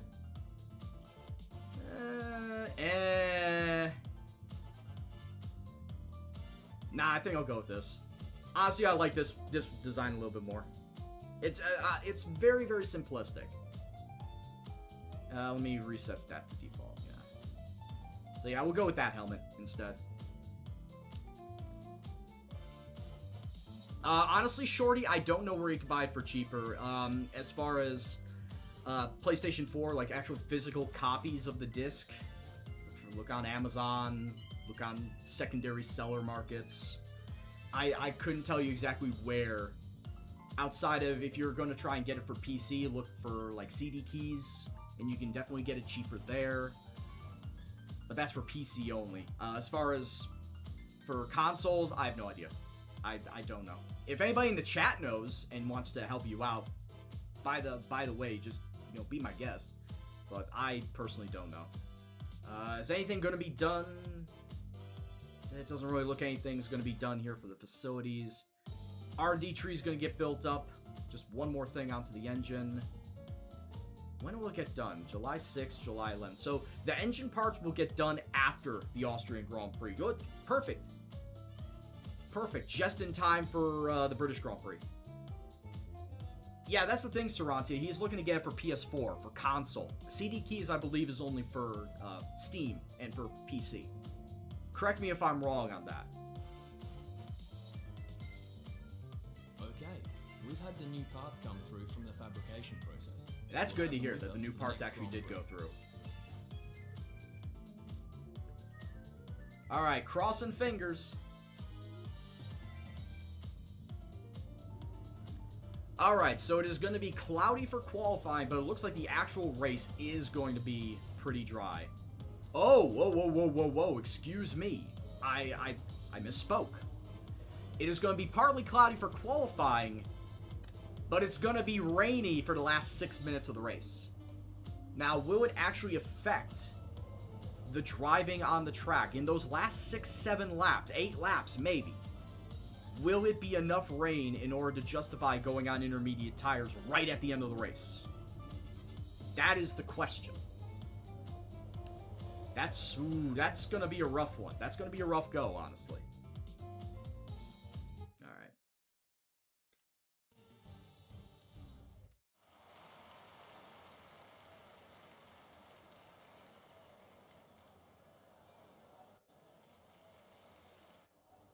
Alrighty. Carl probably mentioned the new parts that have come in from the factory. Well, they're all fitted and good to Austria. go. I hope they do the trick. And then, of course, add the heavy brakes. I did not, Electro. I did not do Vettel's helmet. But, like I said, Vettel's helmet is there. I don't remember which one, which tier you get it under, but it is this season's. But no, I did not go with Vettel's helmet. Sorry to disappoint.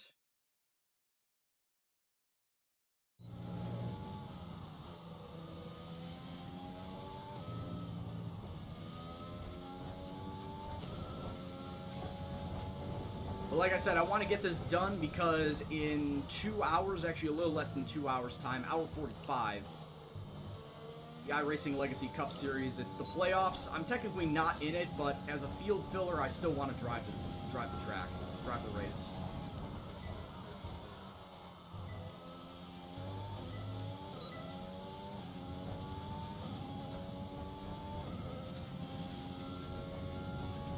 Which means I'll probably only do 3 laps of the race strategy practice program here.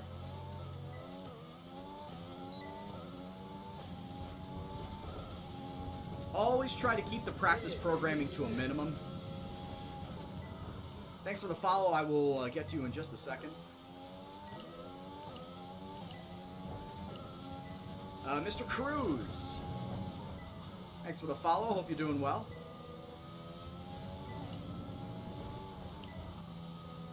Shit. Get around there. So I know that is going to be a major, major problem if I stay on those. Oh, there we go.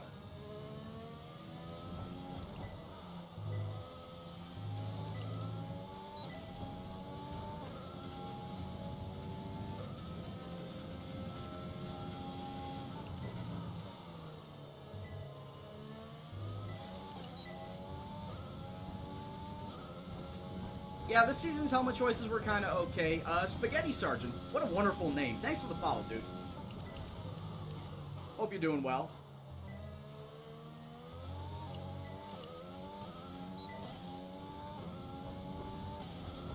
And of course, hope you enjoy the stream. Execute Order 66. Thank you very much for the sub. Let me take a look and see who that is. Nigel gifting a sub. Thank you very much for the support and dedication to the stream. And Mr. Vaziopoulos. I always butcher your name, and I am sorry. Mr. Vasilopoulos, welcome on into the Gendo gang. Nigel, very much appreciate for the support and dedication.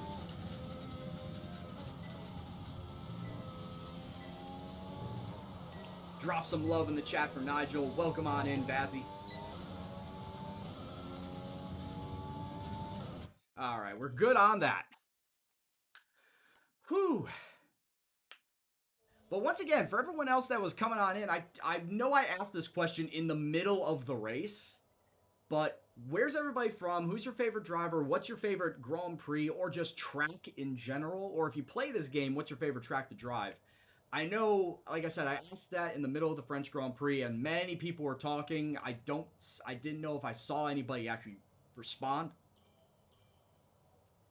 So at least this being practice, we could just have a little bit of a not so hectic time trying to win a race and actually have a conversation. Yeah, that's the thing, Electra. The helmet choices. In fact, I don't really care too much about the helmet choices. I love the liveries. If there's one thing I've been looking forward to in these seasons for the Podium Pass, it was all the liveries.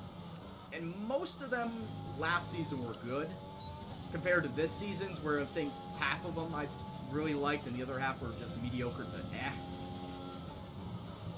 Especially the Season Challenge one. The Season Challenge one where you get a zebra print, I don't really like that print, so I'm not going to go and do the Season Challenges for it.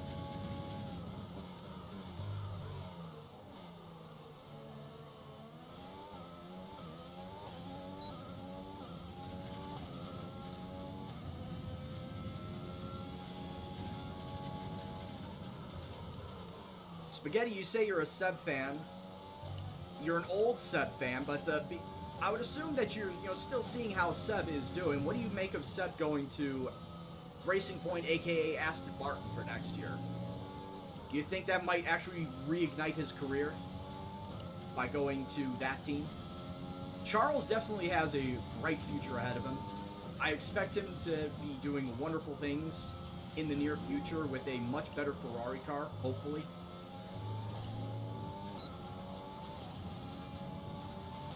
Okay, test complete. And that's the whole thing. It's like, you'd love to see Ferrari get back to being old Ferrari. But it just seems like at this point in time, they kind of lost their way, and they need somebody to kick them up the rear to get back to their old ways. And honestly, I think that Ferrari might just have to tear everything down and rebuild back up. So get rid of Binotto, get rid of all the engineers, get rid of everybody in the factory, bring in new people, bring in new ideas. Obviously, you're going to have a team of Charles and Carlos Sainz next year. I don't think they're going to be anywhere close to a top 5 drivers title wise. Charles might be close, but I don't think any of them are going to actually be top 5 at season's end. So you got to do something. And with the salary cap coming on down in 2022, that's going to limit the amount of spending on the car. It's going to limit the amount of testing, wind tunnel testing overall. They got to come up with something. And like I said, I think at this point in time, Ferrari just need to tear it all down and rebuild.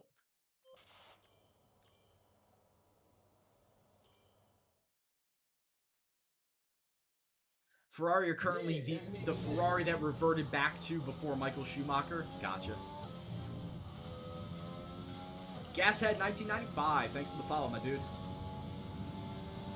Hope you're doing well. Hope you enjoy the stream.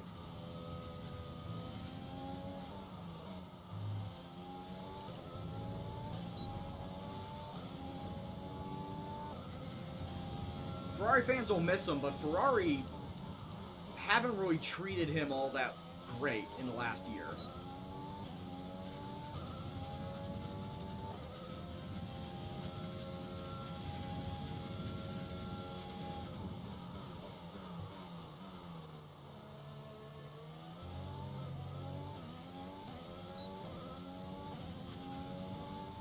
You like Spa because it's always around your birthday? It's not actually a bad track to like. Spa's probably... If I actually did watch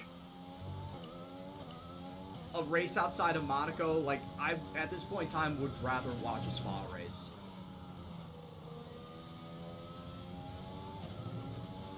I'm trying to remind myself, did I watch Spa this year? I don't think I woke up in time to watch the Spa race this year. Because like I said, F1 start times here in Chicago are usually like 8 in the morning. Though sometimes if you get like Russia at 6 in the morning, it's like, no way. I can't really justify myself waking up to watch races.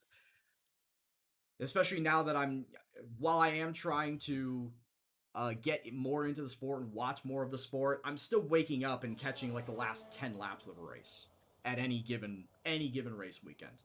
If I don't just miss the race entirely.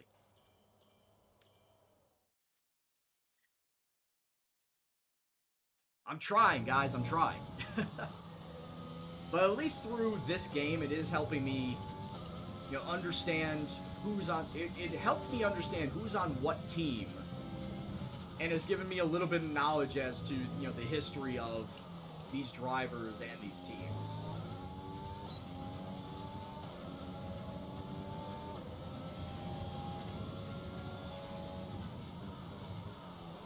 Yeah, what the hell was going on with that pit stop?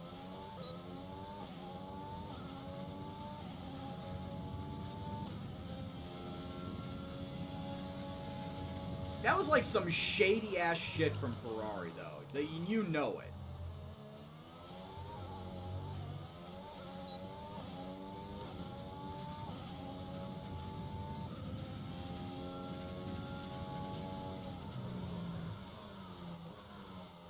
Oh, I can't imagine having to try and manually control all of these. I mean, I say that, but I already have, you know, a Logitech G923, which has a lot of buttons on it that are mapped to certain different things on F1 as well as iRacing, and I know exactly what to do and what to press before even having to look at the buttons. So, I mean, it's not that far off. Ah, fucking knew that. Fucking knew that was going to be a problem. Also, Joke, welcome on in. I'm sorry that you didn't see the French race. You missed a banger of a race, I'm not going to lie.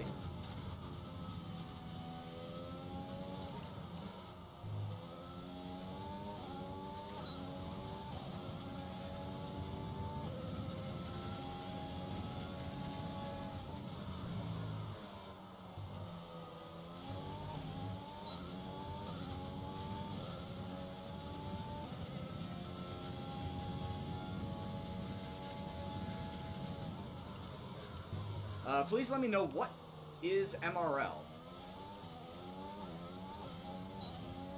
Is it Rocket League? Does RL stand for Rocket League or what?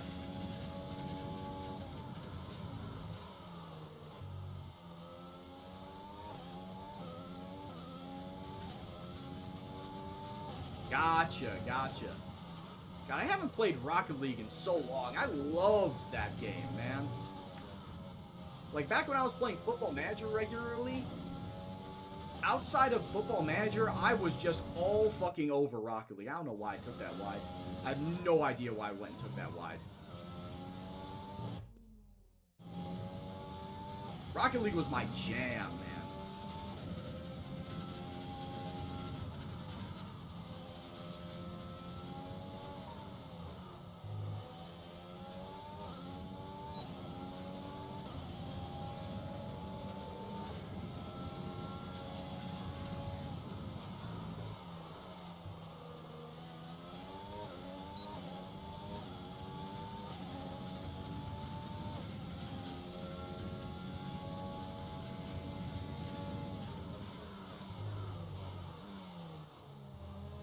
Now, where do they host their races? Hey, what's going on, Steve? Where does MRL host their races? Do they have a separate website? Because obviously you can't really do that. There's no such thing as, hosting races and keeping tally of everything in F1 unless you actually do a league. Is that how you set it up in the game? Do you set it up as a league, or do you have it as a hosted race?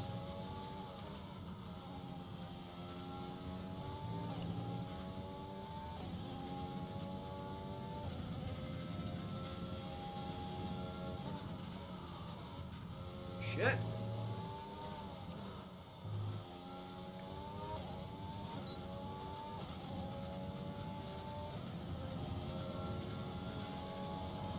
But anyway, Gashead, going back to what you originally said, yeah, Lando Norris, he's definitely got a bright future ahead of him. If Russell was forced out of Williams, it would be tragic, especially if Latifi stayed. Well, as we've been saying many times before here, Latifi was always going to stay because his dad owns Sofina. And guess what? Sofina's the main sponsor for Williams. They were just not going to let all that money go. They were not going to let any of that sponsorship money go to help out the team.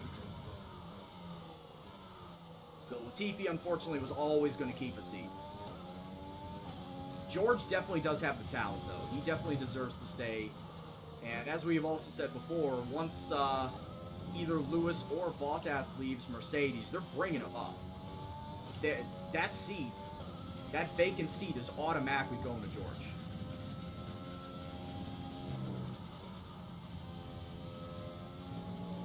Does George still have some development left to go? Well, absolutely. It's definitely not perfect at this point in time.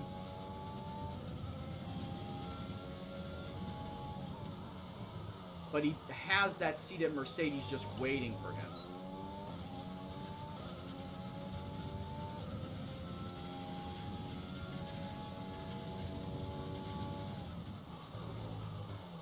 Shit.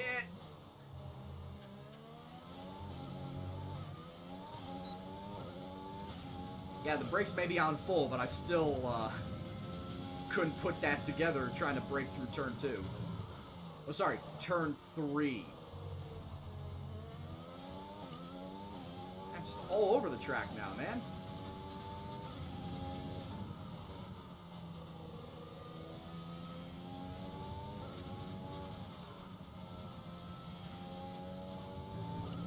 I think I wore out my tires even faster than I thought I did.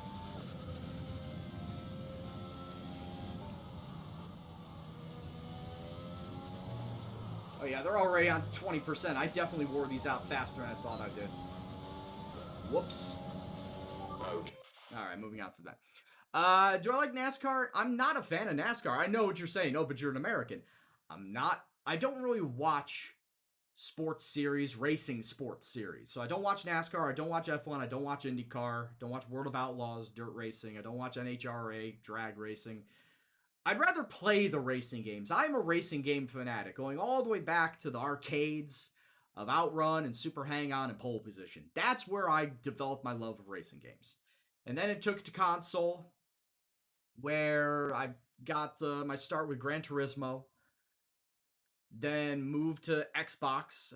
I did Gran Turismo 2 and 3, then moved to Xbox to Project Gotham Racing and Forza, and I've just basically stayed with that all since. In fact, the only two Forza games I've not played were the original Forza and Forza 6, Motorsport 6. I played every other Forza game. I played every Forza Horizon. I just love Forza. As far as on Steam, though, I played Assetto Corsa, Project Cars, obviously F1, iRacing. So I'm a big racing game guy. Car racing. Like, I've tried the dirt rallies, the V rallies. I've tried TT Isle of Man motorbikes. I can't really say they're my cup of tea. I don't really like them all that much. So, am I going to play Gran Turismo 7 or get it? Nah. A Wong turn. Oh, Initial D. Okay, here's the thing. Back in the day, myself and my buddies, my convention buddies, anime convention buddies, would all get the Wangan Midnight Maximum Tune cards. And if you know Initial D, you know Wangan, because Wangan was like the antagonist. It was the direct competitor to Initial D. Some people like to say that Initial D was better, was much better than Wangan. I love the hell out of Wangan. Midnight Tune was fucking awesome. And we all got our cards. We all chose our specific cars, so you could choose our Mitsubishis, our Subarus, Nissan, Honda, all the way down the line. I'm trying to remember, one of my buddies had a Mitsubishi Evo 6. I chose the Nissan GTR 34. One of the other guys chose a Honda. I don't know why, because Honda wasn't all that great in that game. But yeah, that was a legit-ass racing game, and we loved drifting around all the city streets, the city street circuits. It was fucking awesome. Thanks very much for the bits there, Wong Turn. Also, thanks for stopping by, my man. Great talking arcade racing with you. Shit. If we want to talk about, like, actual, console or actual stand-up arcade racers, fucking... Ooh, do we want to go Hydro Thunder? Does anybody remember Hydro Thunder? That was always fun back in, just the bowling alleys.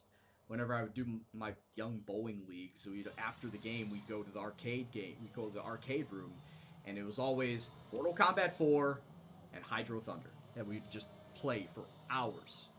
For hours. And with all the cars now over the line, let's see our top three again. Gasly? Alright, take it easy, Nigel. Yeah, what a tangent that we went on. Yeah, it's going down the memory lane of all of the arcade games and the racing games that I played in the past. Yeah, all those easily thousands of dollars spent on that. And here's the fun bit. There's a place out near me. It's in Schaumburg, Illinois. It's called GameWorks. And GameWorks, back in the day, used to have Thursday night all-you-can-play. And here's the thing with that. You go Thursday nights, and it was from like 9 at night when it officially turned into a bar and it kicked out anybody under the age of 21. Pesky kids. It turned into a bar. From 9 to when they closed at 2 in the morning, you had free run-of-the-mill of the arcade. Thursday nights only. So you could play every single collect-a-ticket game for free. You could play every fighting game for free. Every classic arcade game for free. Every pinball game for free. Every, like, Star Wars Episode 1 Pod Racer for free. Like, Time Crisis, all that stuff. But you could also play Midnight Tune for free. And that was always one of those games where you had to play that for hours to level up your car. The fact that you could play that on free play and they allowed it to happen just allowed us to maximize our cars up the most. So whenever we went against each other, it was always a great race. So if we always went against somebody else, it would always be one of us winning because we had a maxed out car. Oh, shit was fun back in the day, man. We're talking about like 10 years ago now. 10, 11, 12 years ago. I loved it, man. I loved it. But now COVID hit, we can't go back. In fact, I haven't really gone back to GameWorks in like a couple of years. I've had really no reason to go back to it. And also nobody really wanting to go either. It's not that I didn't have a reason, it's just that I don't have anybody that wants to go.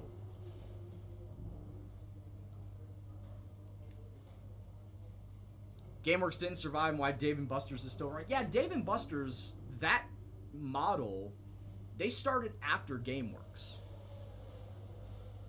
And I wouldn't say that they like perfected the model. They certainly haven't, because it's essentially the same thing. Or like Round 1, if you've ever heard of Round 1, the Japanese arcade or amusement center that kind of models itself after Dave & Buster's. They're actually starting to go away here. They just took away the one that was out in Bloomingdale, Illinois.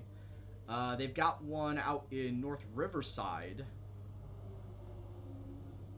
I think the reason why they put the one in North Riverside is because the one in Bloomingdale was closing up. But yeah, it's like the Round 1s, it just seems like they can't compete because it seems they're a smaller version of Dave & Buster's. And, well, what would people want to go to? A Round 1? Where it's full of the Japanese arcade games, like the DDRs, like Osu, like everything Japanese-based? Or would you go to Dave & Buster's, where you can just, stock up on, like, pinball and Ticket Redemption and shooting games, like, all that stuff? I think most people would go to the Dave & Buster's instead. Yeah, Round 1, yeah, absolutely. Like, I remember going specifically for... Jeez, what was it? It was DDR, it was Guitar Freaks, Drum Mania. It's all about those rhythm games, man. I was all about those rhythm games. And like I said, I haven't been to a Round 1 in like a good year or so. But like I said, now COVID's here, we can't really do anything. Because the governor is starting to lock everything back up here in the States. Or the States, I mean Illinois. Have I ever tried a tilt-a-claw machine? No, I never did. I never resorted to that. Legitimately never even thought to do it. Probably because I was just always afraid maybe that if I tried, it would tilt over and I'd get in trouble. So I forgot and never really wanted to. Alright, so I've got 950 points to spend on anything and everything. Well, let's look at the R&D tree to see if there is anything I can spend the money on. It costs 1,000 to build up the chassis. It's probably going to be 1,000 for one, probably 1,050 for the other. So I'll hold on to that. And it's 1,150 to build this up, so that's not really worth it. It's 1,550 to build that up, so that's not worth it. And then we got durability. And I say F the durability because there really is no reason to build that up. We'll keep it as is for right now. So I'll hold on to my R&D points so that we can use it to build up the chassis and the aero going forward. Alright, so let's get into qualifying, and let's try not to suck. Though I feel like that the strategy here for Austria is going to be different than what it was for France, where it seems like no matter what you do, everybody's going to start on soft and go to medium. Like, it just seems like that always is the strategy. So there really isn't a way that I can undercut anybody because everybody is going to be on the same strategy. It's just a matter of you're going to be pitting on this lap or the lap after. There's not going to be a way to undercut anyone.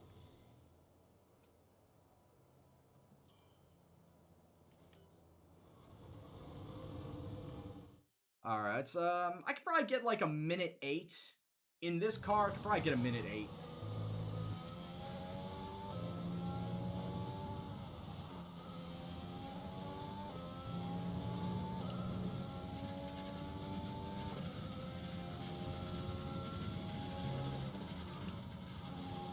Oh, Wong, I got a question. I haven't been in your streams a lot lately. Have you gone and won any races yet?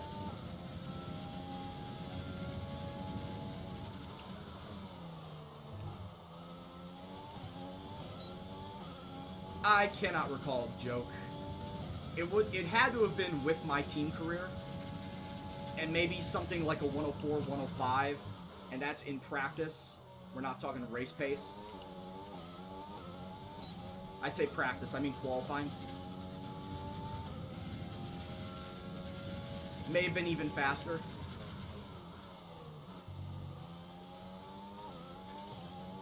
In fact, now that I'm seeing people put up 104s, 105s here, that means I probably did a 102 in my team career.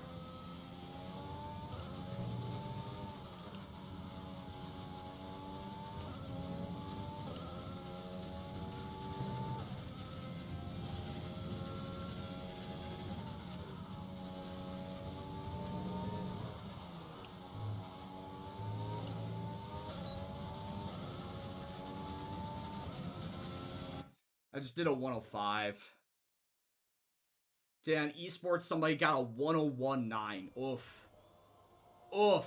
Fastest lap around here is a 57 seconds. Somebody cracked 1 minute. How? How can anybody do that legally? I swear, some people with these times, it just doesn't seem like they are doing it legally.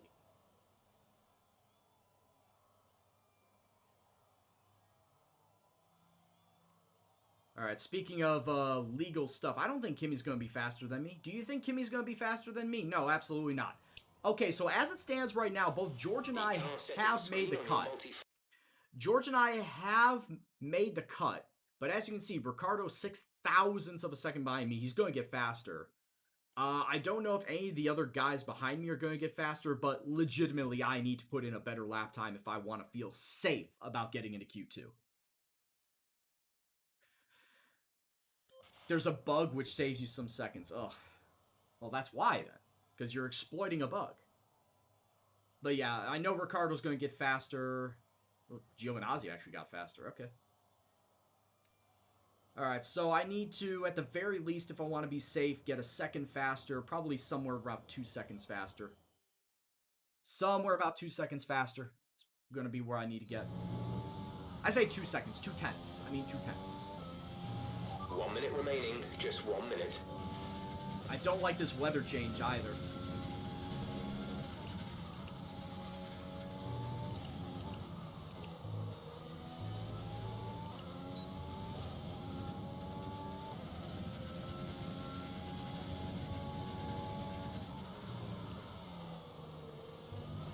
Ah, shit!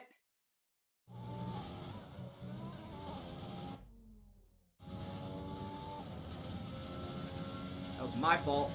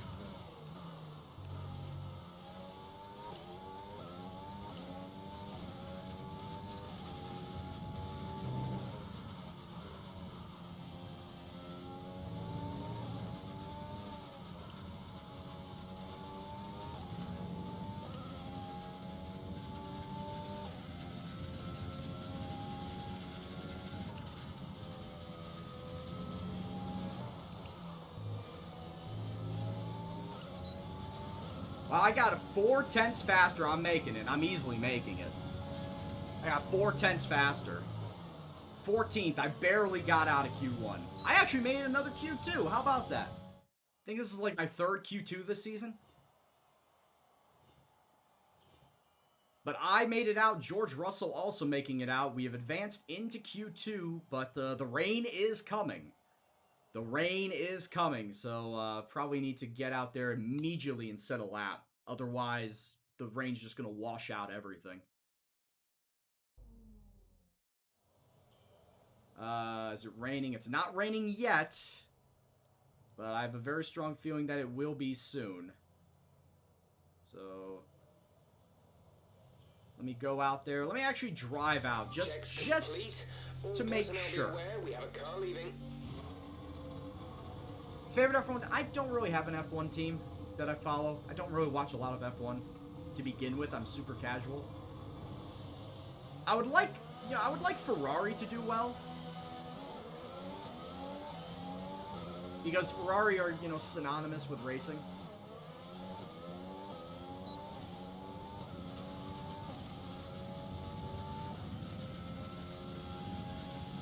You're going to be starting a Williams career? Well, good luck.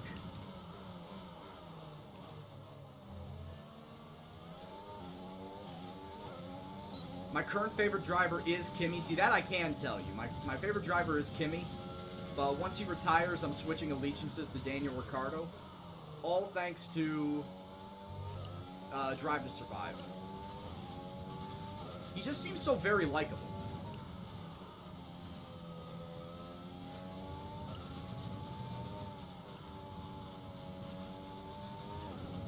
Yes, the Natty Iceman.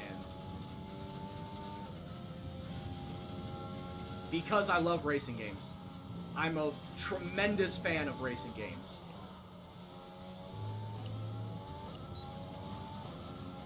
And when I was playing iRacing back in April, somebody suggested me this game to play. And it's like, yeah, shit, yeah, that was not good. And it was to the point of, yes, I had heard of this game. I've actually seen several people on my friends list play this game before, but I never really pulled the trigger on getting it. So I said, yeah, you know what? I could find it on sale. Let's give it a go and see how well this game is. How people have been saying how good it is. Let me see for myself. And I got hooked on F1 2019 within a week. I really absolutely enjoyed the gameplay. I enjoyed just the feel of the F1 car around the tracks. And most of these tracks, like a good half of these tracks, I'd never even seen before. Like, I've never played Bahrain, just because I don't watch F1. I've never seen Bahrain, China, Singapore, Abu Dhabi. I've never played them before. Some of the tracks I have, like from iRacing or from Forza, especially Suzuka from Forza. Like, Suzuka was fucking ingrained in my head. I love Suzuka. But, yeah, I just fell in love with the game because of how it felt, how it played, and just want to keep going with it. And then with F1 2020, the thing that sold me on that was the My Team Career mode. My Team Career with the elements of Motorsport Manager, and I played Motorsport Manager in the past, like for a good solid 2 years after it came out. I played it and I loved it. So I was immediately putting down a pre-order as soon as I heard about the My Team Career, where you can make your own team, you control everything when it comes to your facilities, your car, your second driver and whatnot. That's what brought me into wanting more of this game. Yeah, Pilot Light, thanks for the follow as well. I am actually starting to watch it. In fact, for the last 5-6 years... Yeah, that makes sense.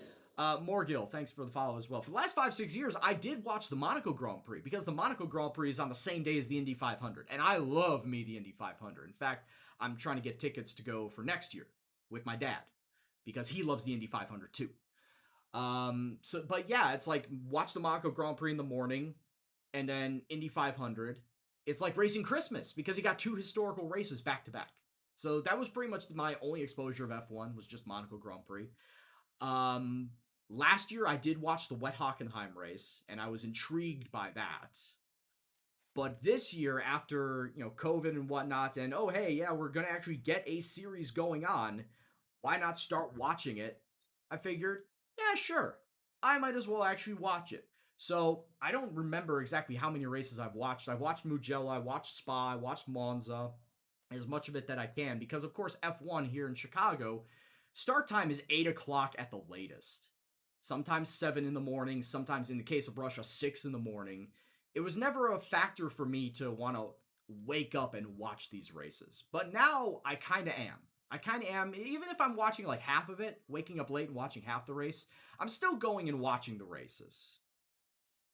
So, yeah, I'm actively trying to get to watch the series more. Daniel and Lando are going to be dynamic. Oh, dude, that's what we were talking about for a few weeks now. Is that the personalities between the two? They're going to be the best. They're going to be the best tandem on that paddock, on that grid. It's going to be awesome.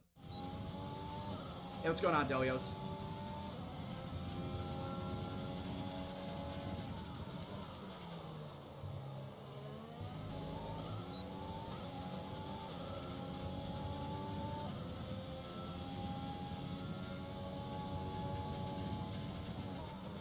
But yeah, as an American, I don't really watch IndyCar or NASCAR either, but I do love playing racing games.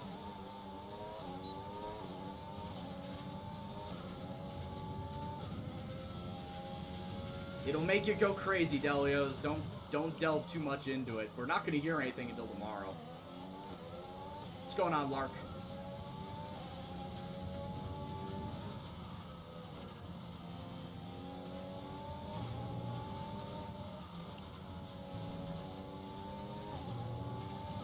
Asshole behind me needs to know that I'm on a hot lap. Ah, shit. Ah, shit. Ah, shit. I knew I went over. As soon as I took that bad entry, I knew I went over.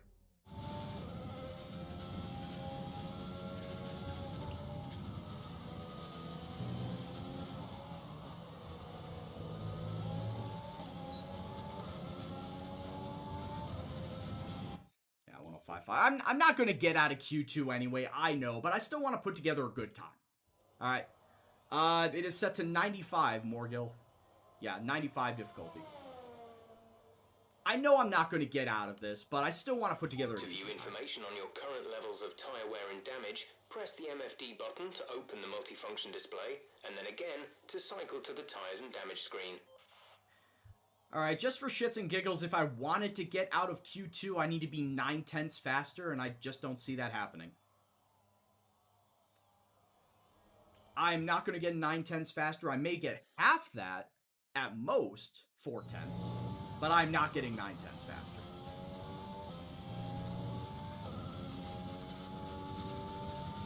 Oh, and of course the Austrian Grand Prix earlier this season, the very first race to open up this season. I mean, hands up if you think Albon should have won that race and got jobbed by Hamilton. Because I think that's what set into motion Albon down on the shit slide that he's on. Is all based on that result. Oh, I changed it to AI joke.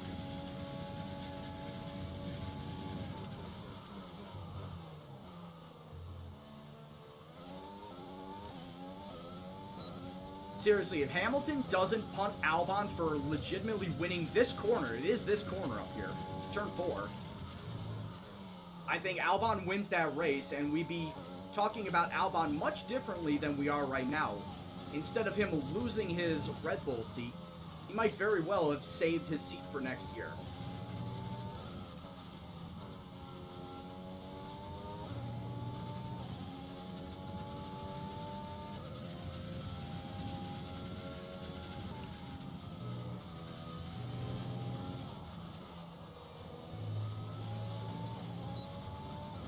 But him getting punted by Hamilton basically just put him on a downward spiral throughout the rest of this season. He's not really done all that great since getting punted in Austria.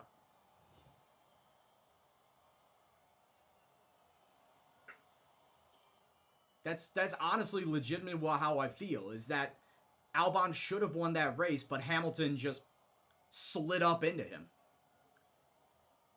And Hamilton should have known that Albon was on his outside. He should have seen that he was passing him. If he didn't, I mean, I feel like we're almost having a Schumacher Juan Pablo Montoya moment. It's like, he should have seen him. Oh, I didn't see him, and they collided. I think it may have been something like that. Had to have. Alright, so who did make it out of Q2? Myself and Russell, of course. Vettel did not make it out of Q2. He's going to be starting in 11th. Lando Norris in 13th. And Magnussen starting in 14th. Any weird people up here? No, I can't really say there's any weirdness. Except for Pierre Gasly. With how AlphaTauri's been so far this year, seeing Pierre Gasly in 10th and Kvyat nowhere in sight is a little bit weird. This is it then, race day in Spielberg for this year's Austrian I need to get this Grand Prix. going before I get into the were a sea of red in 2019, thanks to the iRacing commemorative race. hats in honour of the late great Niki Lauda, who took home victory, of course, back in 1984. And it's a sellout crowd once again here today. It's one of the shortest laps on the calendar today then, with 7 rights and just 3 lefts, making up the 10 corners of this high-speed circuit. Turn 2 is barely a corner at all. They'll be flat out through there, a left-hand kink into the uphill braking zone of turn 3. Turns 1, 3 and 4 are all potential opportunities to overtake.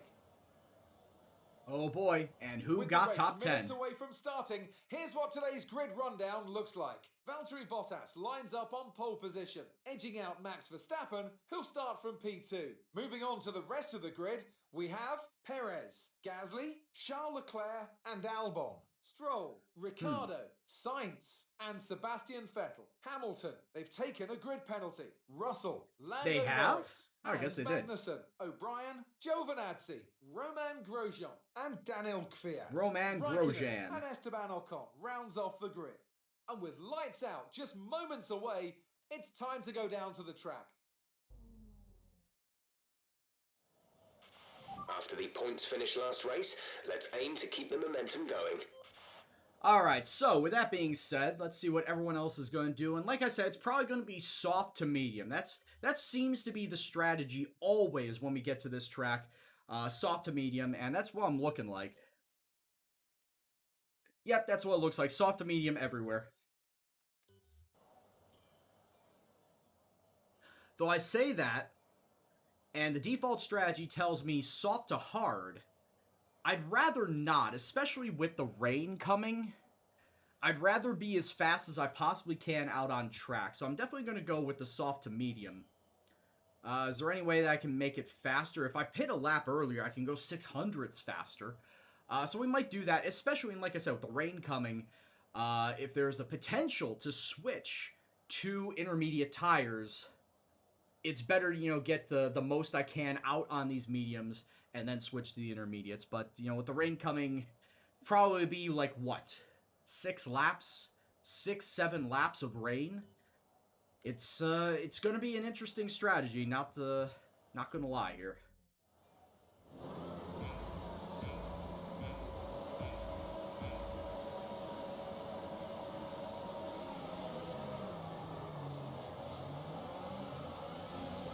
Oh, Hamilton got a bad start.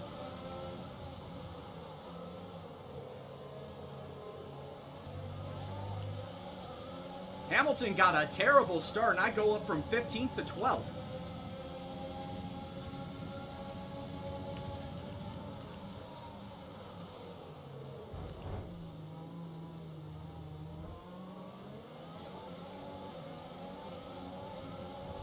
I don't know who that was on the outside. It was my teammate. I fucked over my teammate? Oops.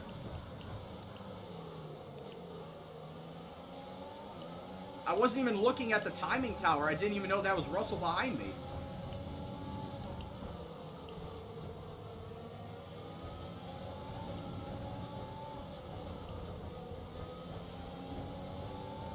Well, I mean, I definitely am a ruthless driver. We all know this.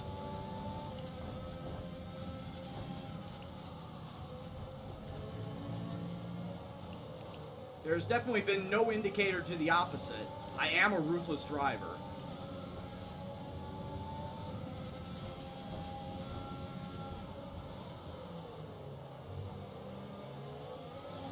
Oh, Ricciardo and Vettel mixing it up now. With Ricciardo getting the worst of it.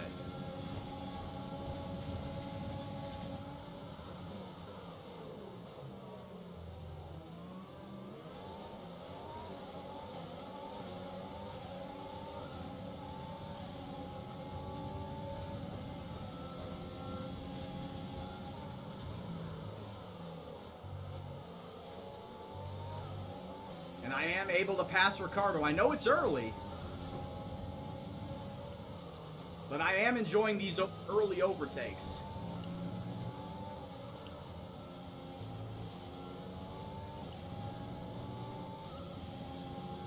And I know Teichmann, if he's still around, he appreciates these overtakes.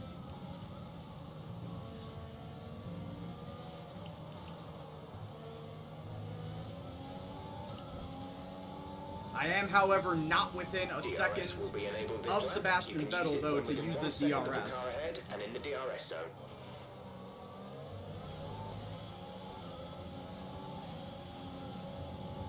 I'm not within a second, though. However, Daniel Ricciardo definitely is.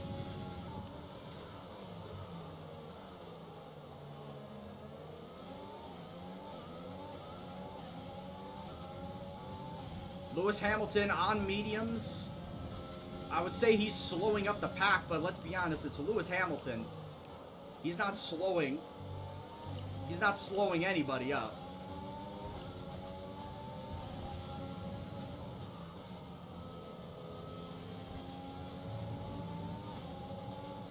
Not with the pace of his car. However, I am being an absolute spinny shithead over here.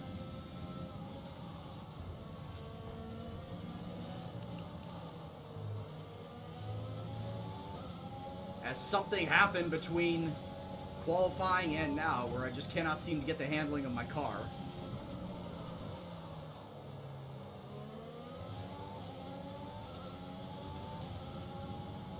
My car always seems unsettled out of turn 1. I don't know why.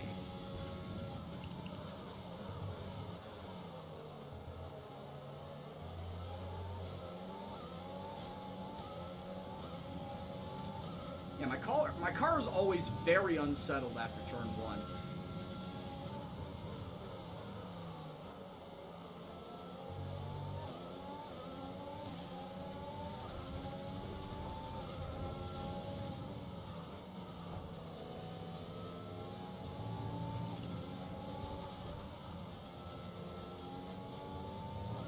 I had that warning coming. I've been going further and further over. I had that warning coming on me.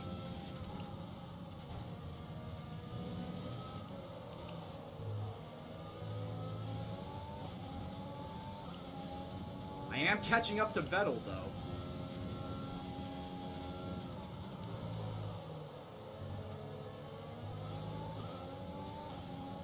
I was going to say, what was my pit window again? Lap 15.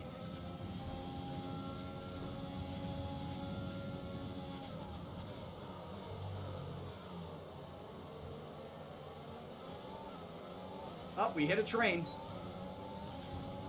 We hit a little bit of traffic, ladies and gentlemen.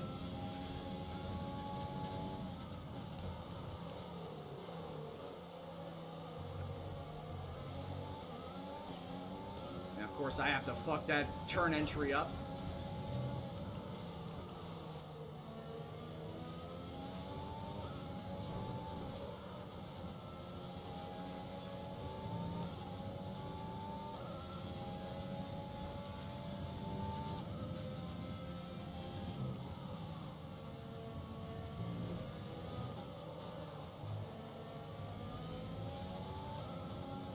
Oh, it is true, and it is We're not unrelenting. going to be able to run in this engine mode much longer. We're about a lap over target. Drop down to mix 2 soon.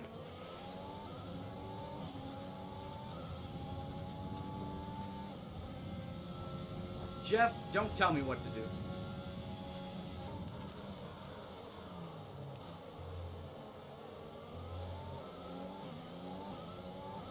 I am Ron Swanson. I know more than you.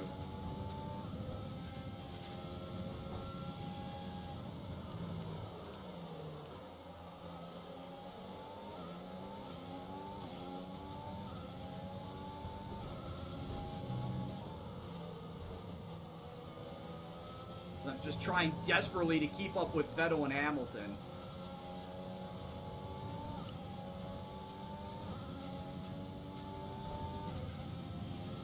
No, I've not, but it looks like it would give me a heart attack. I mean, it would probably be the best way to go. But, oh my god, it would absolutely give me a heart attack.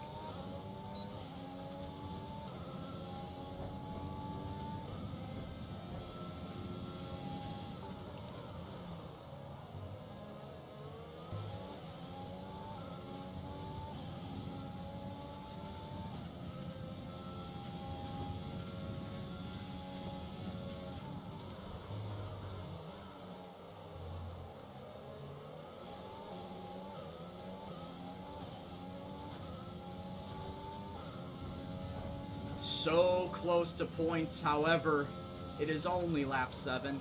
Should not be concerned with points right now. Especially when most of us are going to be pitting like lap 14, lap 15. Maybe lap 16, I don't know. Depends on how people are feeling.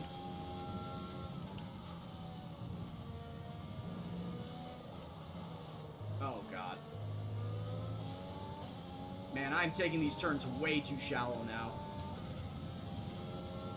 No one to blame but myself.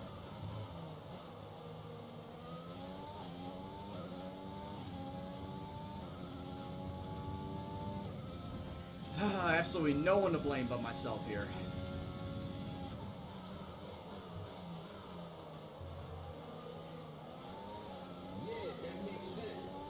Does make sense. Electro Ethan, thanks for the follow, man. Hope you're doing well. Hope you are enjoying the stream tonight.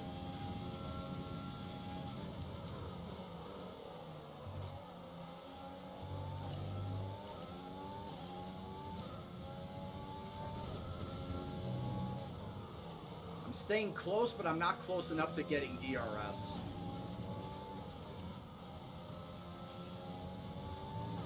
My only saving grace is that the people in front of this train are holding up Hamilton and Vettel.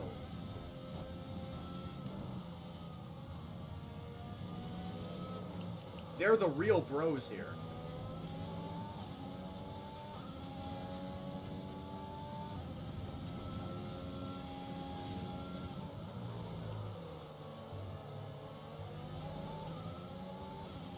I thought I was within a second. Come on, game. Oh, definitely going into this DRS zone, I will. Hi, Vettel.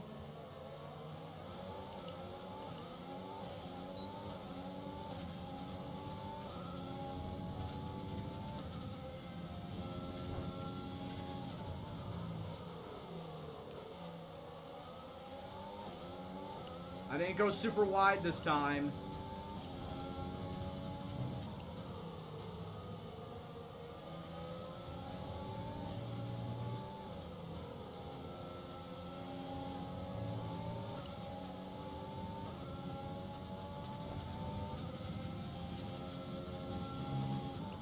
Oh, I went wide there.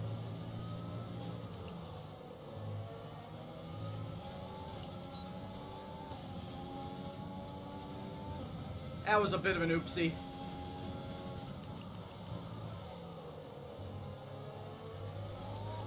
Whoa! Okay, wasn't expecting the tire spin coming out of that. I legitimately was not expecting the tire spin there.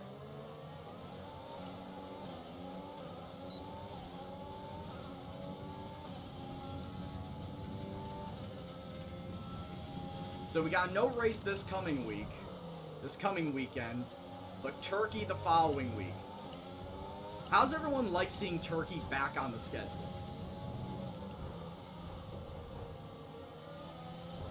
And actually, more so to real-life news happening, what does everyone think about the Saudi Arabia confirmation? There's going to be a race at Jeddah next year. There's going to be the 23rd race on the calendar. I think, one, it's basically F1 saying, we want more money. And number two, it's just artificially inflating the calendar, and I'm not a fan of it. There's already too many races.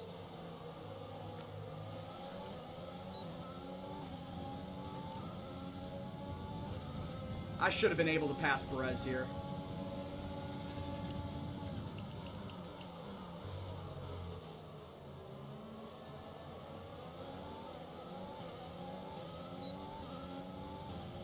Yes, I'm not a big fan of the Saudi Arabia announcement.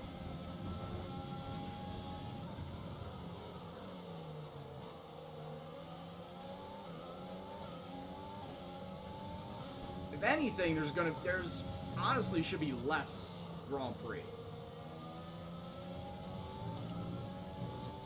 Not more. Should be less.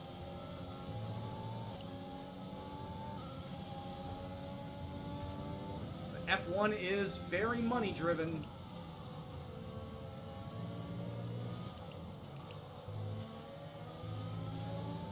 Or not just F1, the FIA, it's very money driven. And yeah, Turkey, you say Turkey's a classic. I've never seen a Turkey race. So it'd be the first time ever for me. Ah, god damn it! Again, the same fucking time I would have been able to pass Perez, I spin out turn 1. I'm not even really trying to push it through turn 1. It may just be the tires are going.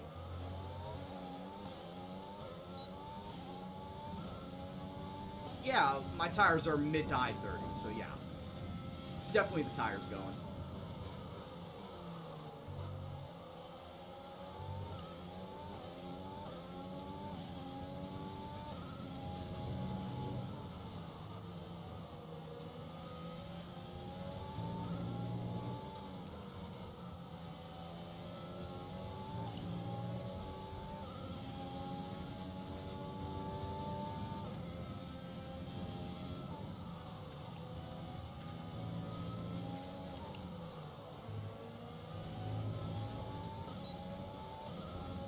I think that's my second We're exceeding approaching the track. pit window.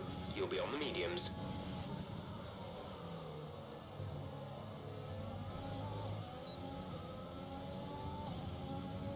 I think that is my second exceeding track morning.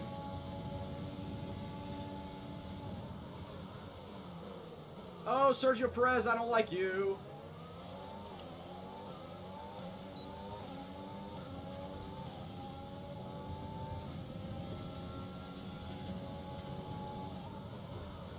That was the glorious Gendo bomb. Be aware we expect the grip levels to start falling away soon. Oh, there's no soon about it, Jeff. They've already fallen.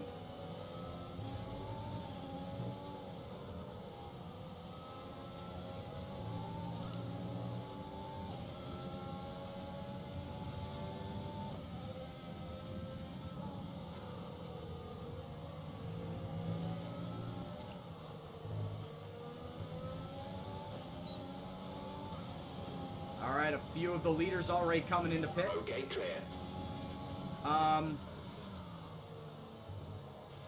George is in the pits. George in the pits. There was a flash of a caution. Did somebody wreck out?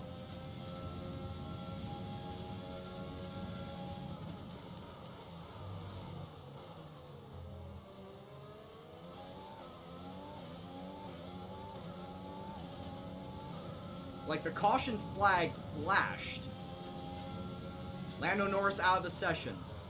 Well, that's good for me and my rivalry with him. But it did not bring a caution. Also, Sergio, what is you doing? Sergio's mad that I passed him. Sergio is big mad that I passed him. Sergio, go pit now.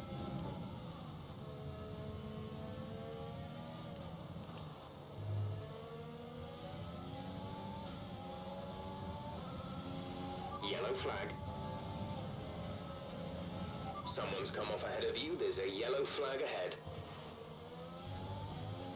We're boxing this lap. Give us the best in lap you can. Alright, yeah, boxing this lap. And we're going to go 21 laps on medium tires.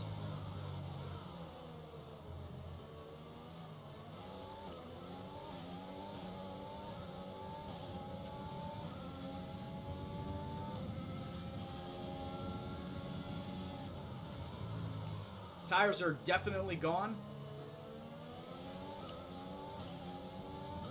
I'm pitting this lap, props.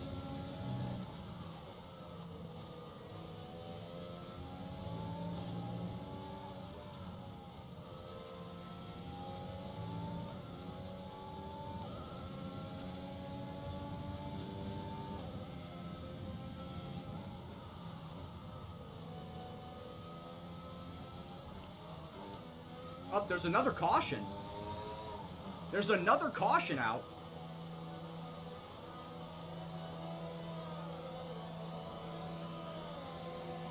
I was gonna say, please give safety car now. Please give safety car now. Go, go, go. You'll be racing on the exit. Release, release. Look after these tires now. We want to finish the race on this compound.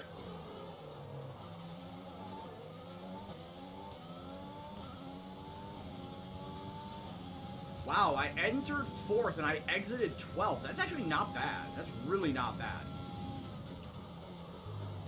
But unfortunately, I have to mind my fuel the rest of the race.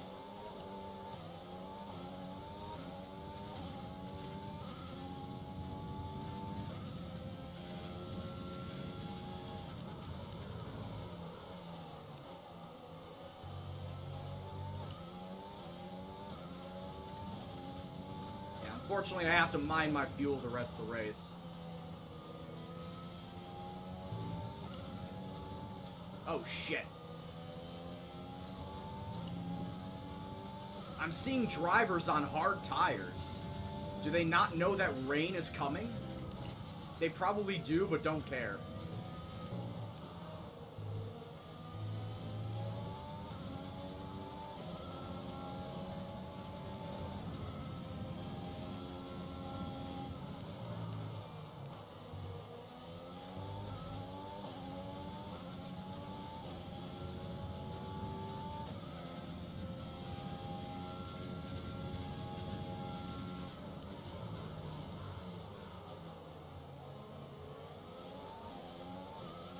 Green flag. You see, it blinked again. Somebody else is out of the race.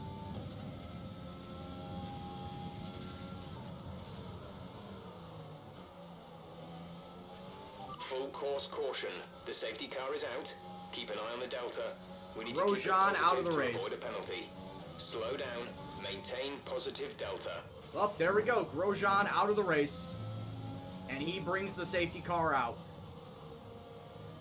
Sucks that everybody already pitted.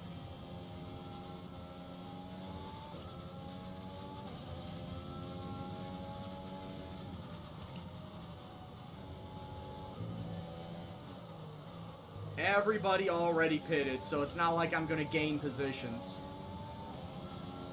Well, I might gain one. Ricardo's in the pits.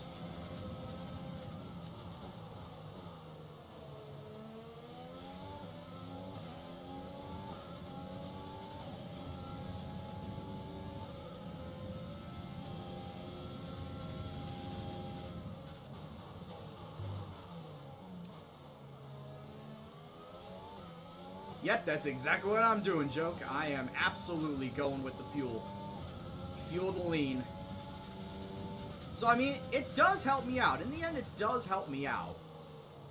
The rain, however, is going to come a lot earlier then. If the rain was predicted to come around, like, lap 30, lap 29, it's definitely going to be coming earlier.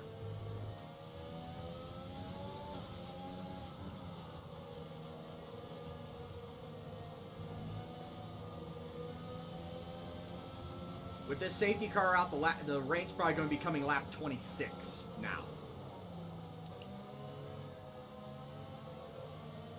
Which means there's definitely going to be a chance. Definitely a chance. There's definitely going to be a intermediate tire switchover. There has to be an intermediate tire switchover now.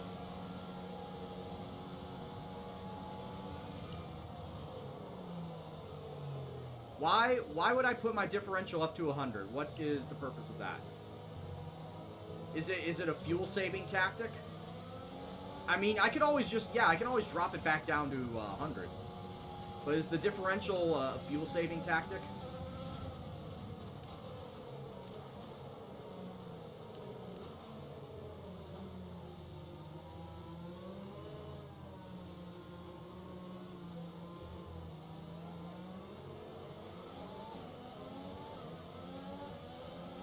Less tire wear, really? Let's catch up to the field a bit. We're dropping too far back.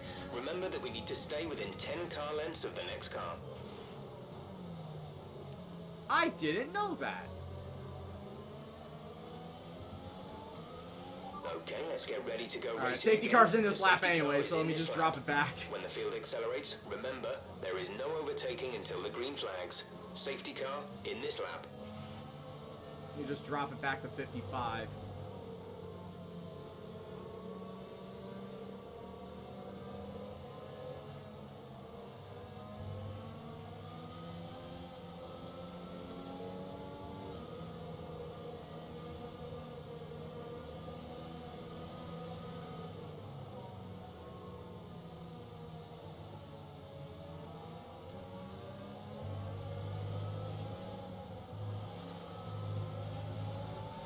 Okay, the incident has been cleared. Let's get back up to racing speed. Yeah, legitimately, I had no idea about that either. We've been awarded a time penalty. It will go against our finishing time at the end of the race. Whatever. Whatever.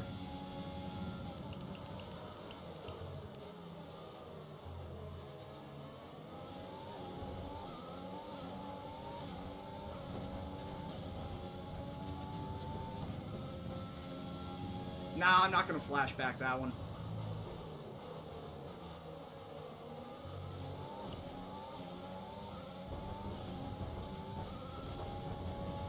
Expect to see some rain about 10 to 15 minutes from now. Because let's be honest, if I went over one more time anywhere, I would get it. So why waste the flashback 3 times when I know it's coming?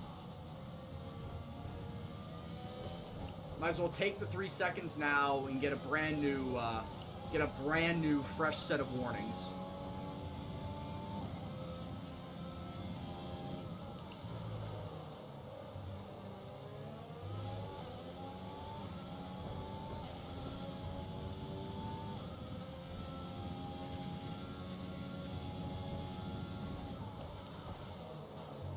Oh yeah, I've done it. It's been done. Where I get it and then all of a sudden I just don't get any more. But, you know, I just live with it.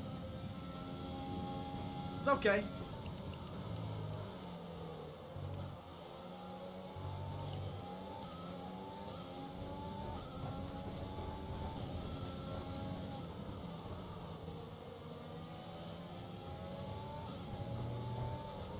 I actually feel like I have a decently fast car, and with DRS going to be coming on in soon, and I'm within a second of Vettel, I should be peachy.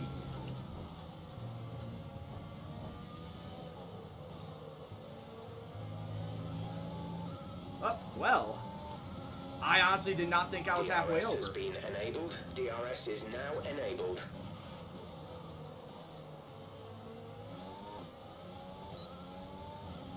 Well, there's the warning that we were talking about, Joke.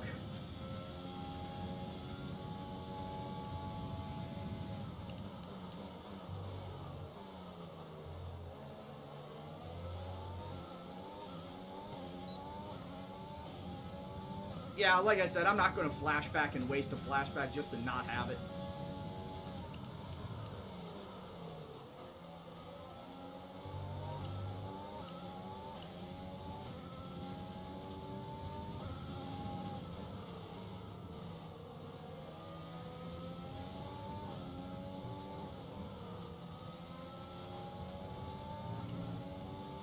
Russell's not even in that position anymore. He dropped back. It's now Kimi.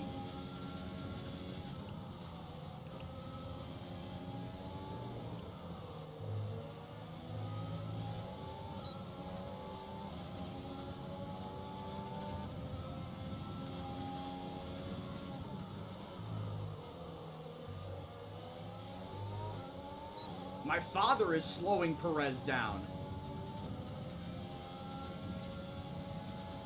Uh-oh, Vettel's trying to get around Sainz. They're fighting. They're fighting real hard, too.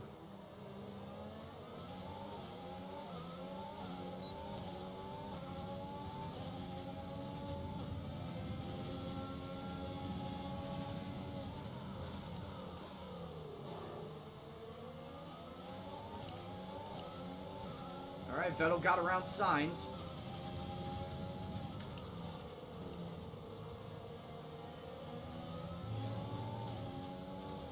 We're dropping frames. I can't address it right now. No drop frames on my end. So it's either Twitch or you.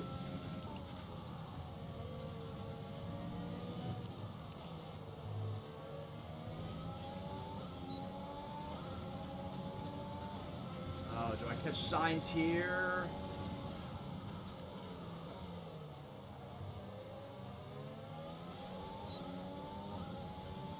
Like I said, it's either Twitch or you. It doesn't have to be you.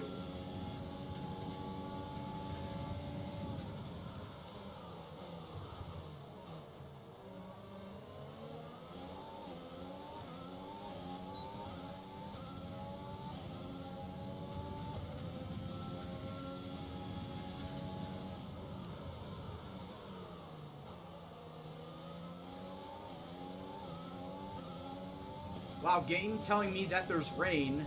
So realistic, I can actually smell rain. I have my window open, so probably there's going to be a storm tonight.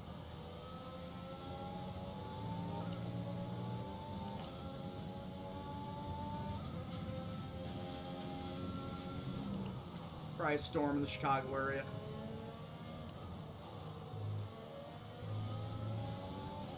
Rain's so real.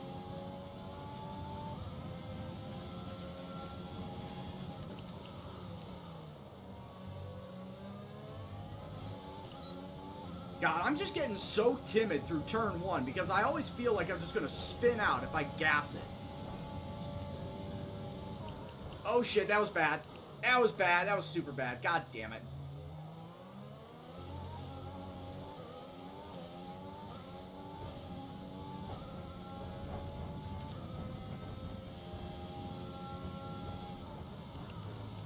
Trying to overtake signs so bad, I missed my braking zone. And I saw it to the left too, and I just completely flat missed it.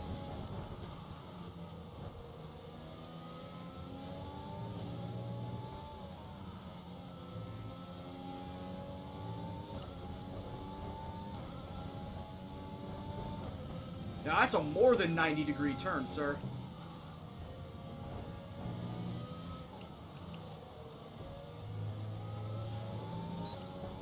I know, like I said, I flat missed it. That's on me. Levi's moving to mix 2, fuel to mix 2.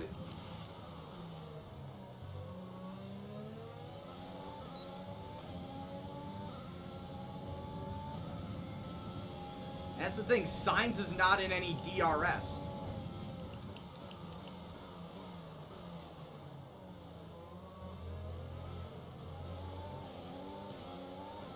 Oh my god!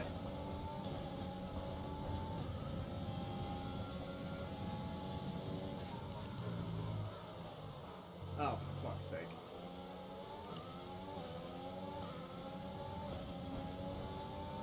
Now I'm just driving like a shithead.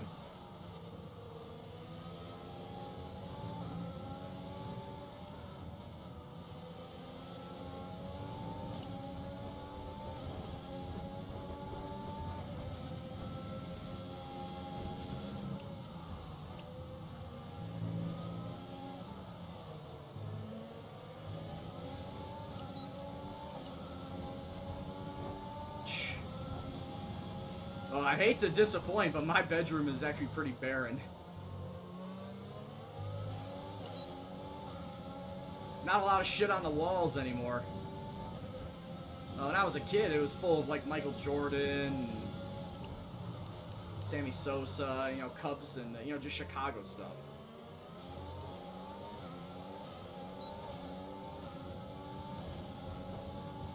I think I also had, I think for some reason I had like a Pete Sampras picture too. I think because I was really big into tennis.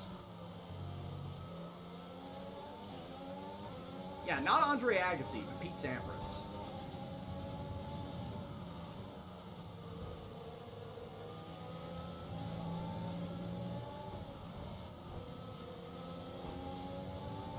I really don't like that Mercedes in my rear view.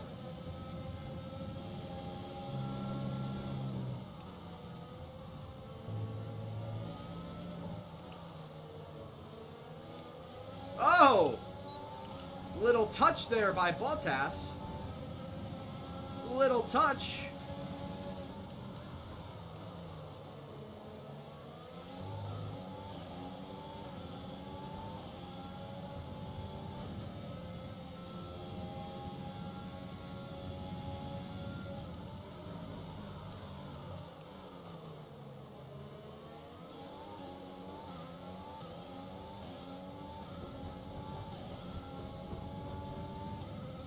Alright, so I guess I was wrong about the weather. Because we are currently on lap 28, and I thought even with the caution, we would have seen some weather right now.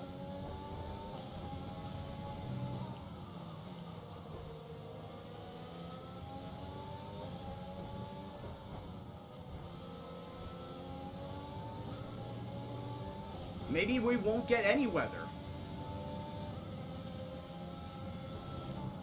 Maybe the forecast was wrong again. And we won't see any weather. Oh, fuck's sake.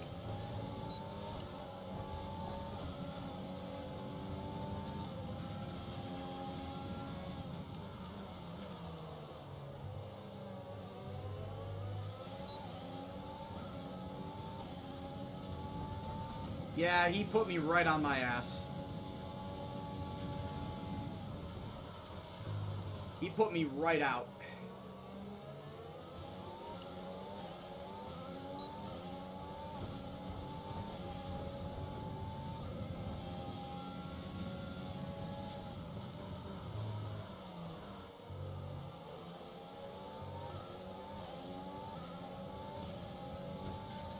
I know, I see it.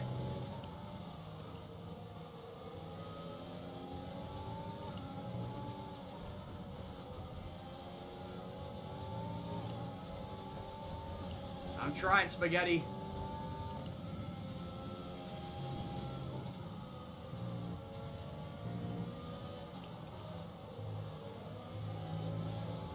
Oh, really? Shit.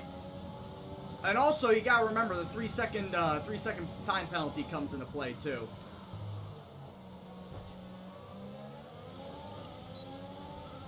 Gotta remember the 3-second time penalty coming into play. Where's Bottas going to defend? Shit.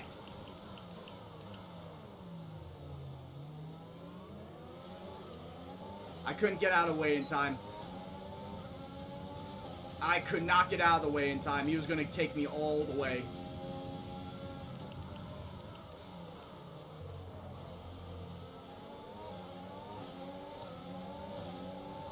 Yeah, no points. And just look at that gaggle of racers behind.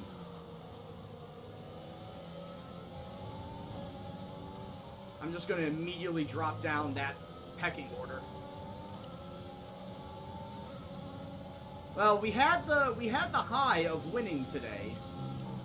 You know, we had to balance it out with a little bit of a low. That sucks. Though, you gotta have the good with the bad, right?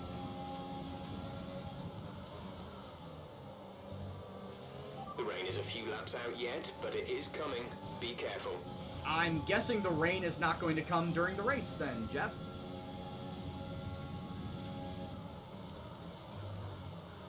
Yeah, it's looking like no points. That's a bummer, though.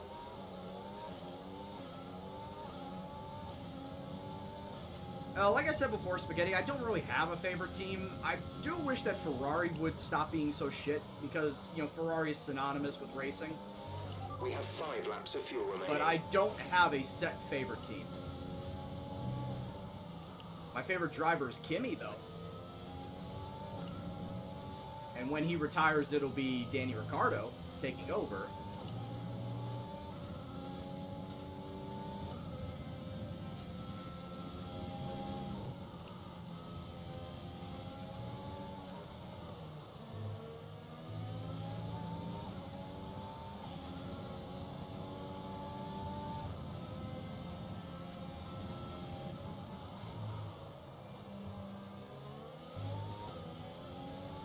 God damn it, the fucking wheel spin, man.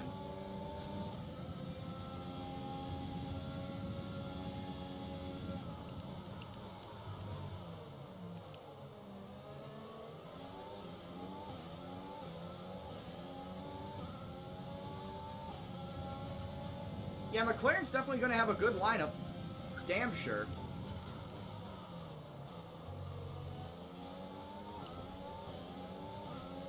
They got the young up-and-comer Lando Norris, of course, and with Daniel Ricciardo moving, that's going to make for a really good team.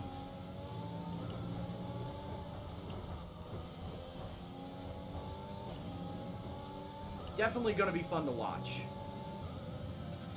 Yeah, I have no idea what you're talking about. Was that over Kimi's radio one time?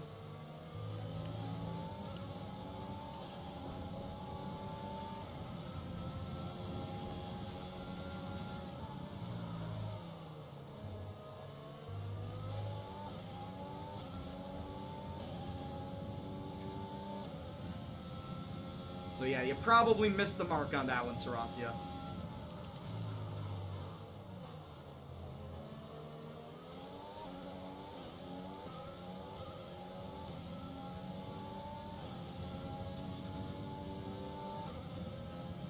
I'm gonna have to review the tape because I don't recall saying those words.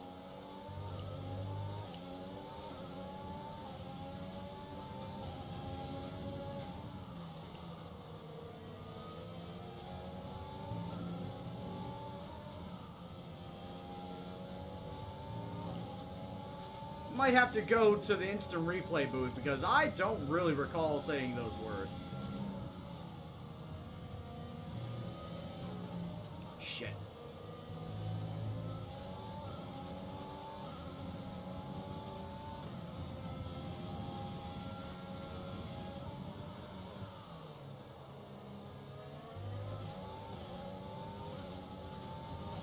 We've only got 2 laps of fuel left. Up, here come the dark clouds. Well, the rain's coming, but it's not really going to affect the race. Not like what we originally thought.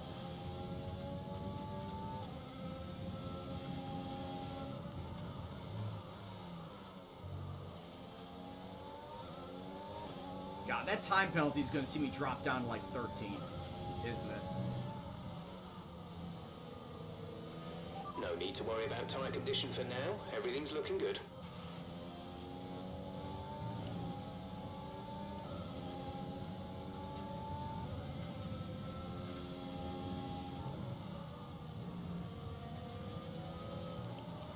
Rain on the podium?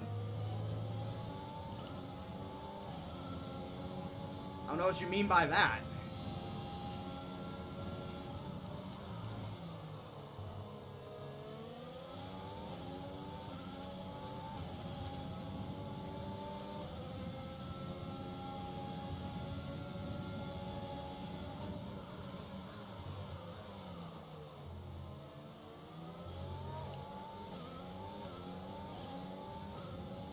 Kvyat and Perez fighting behind me.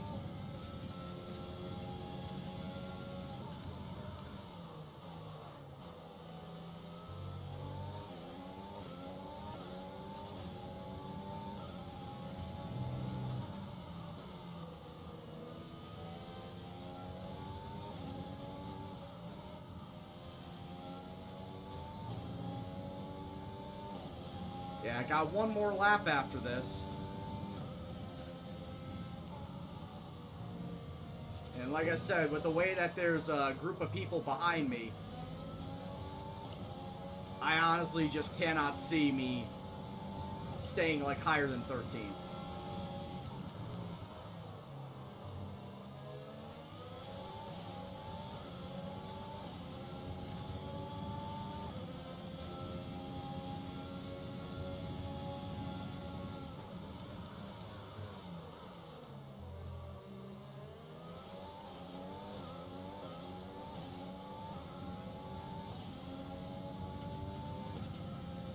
Oh well.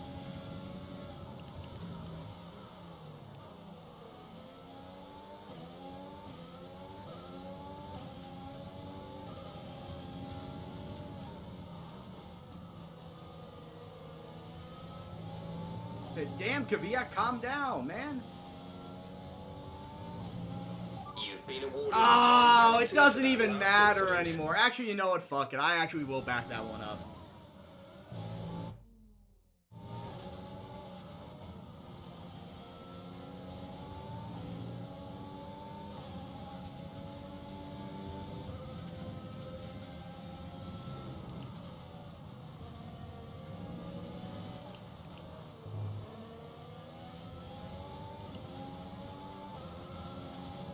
Yeah, like I said, though, I'll probably be dropped down to 13. Pick up rubber and bring it home. 11th? Oh, man, I just missed the points.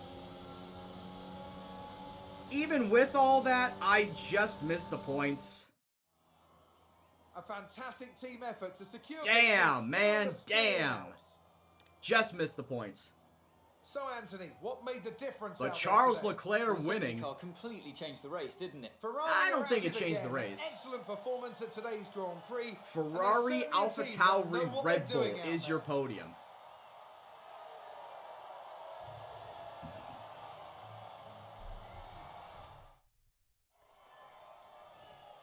I see all those wall sits and planks. I may have to split them up because of the fact that I need to get into my iRacing race. And now let's take a look at the driver's standing. So there's your top 10. Leclerc, Gasly, Verstappen. Stroll, Albon, Vettel, Bottas. Hamilton is in 13th. Hamilton had a bad race. But yeah, Bottas in 7th, Kvyat, Perez, Ricciardo, and I dropped down. I actually finished a full second behind Daniel Ricciardo. But yeah, other than that, I would have finished, 8th? If I didn't have the time penalty, I would have finished in 8th. Yeah.